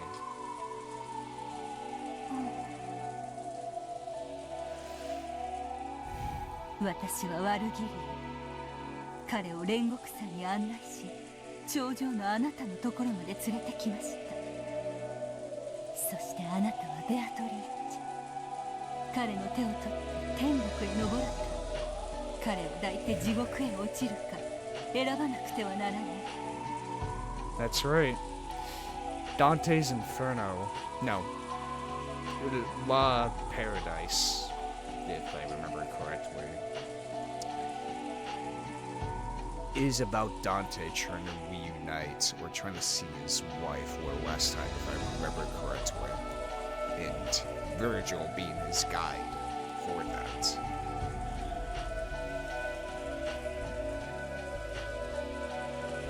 Did you know that the Discord, called Purgatory, which lies in the gap between heaven and hell, is sometimes more torturous than even hell itself? Than the gates of hell, it is when you must abandon all hope. The human without hope can accept their suffering and give up. However, the residents of Purgatory have hope of possibly reaching heaven, a hope that cannot be abandoned. It tortures them. Even in the depths of hell, no greater torture device exists than the single pin known as hope. 飛びなさい煉獄の崖より淡く脆くてくだらない希望の未練ごとパンドラの箱を開け放ってしまいなさい怖いでしょう箱を開けるのは Rita was silent, but with a single tear she nodded slightly. 箱の中の猫は生きているのか死んでいるのかそれを確かめる時に来ました死んでいる猫ならば早く供養して天へ昇ってもらいなさい生きている猫ならば早く餌を与えて全ての愛情を注いであげなさい生き死にに関係なくあなたの猫箱は猫を永遠に冒涜していますあなたが開くことを恐れた箱の鍵をあの二人が持ってきてくれましたよ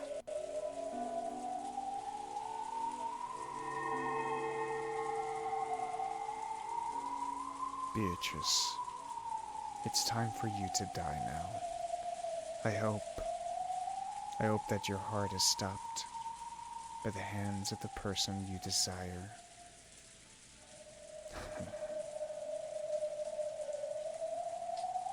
Wow. Wow. Wow. Whoa. Whoa. Midnight.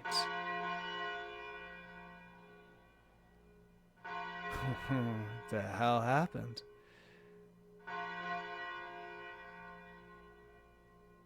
Ding dong.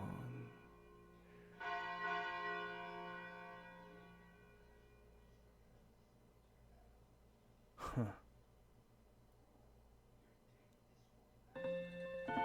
Whoa.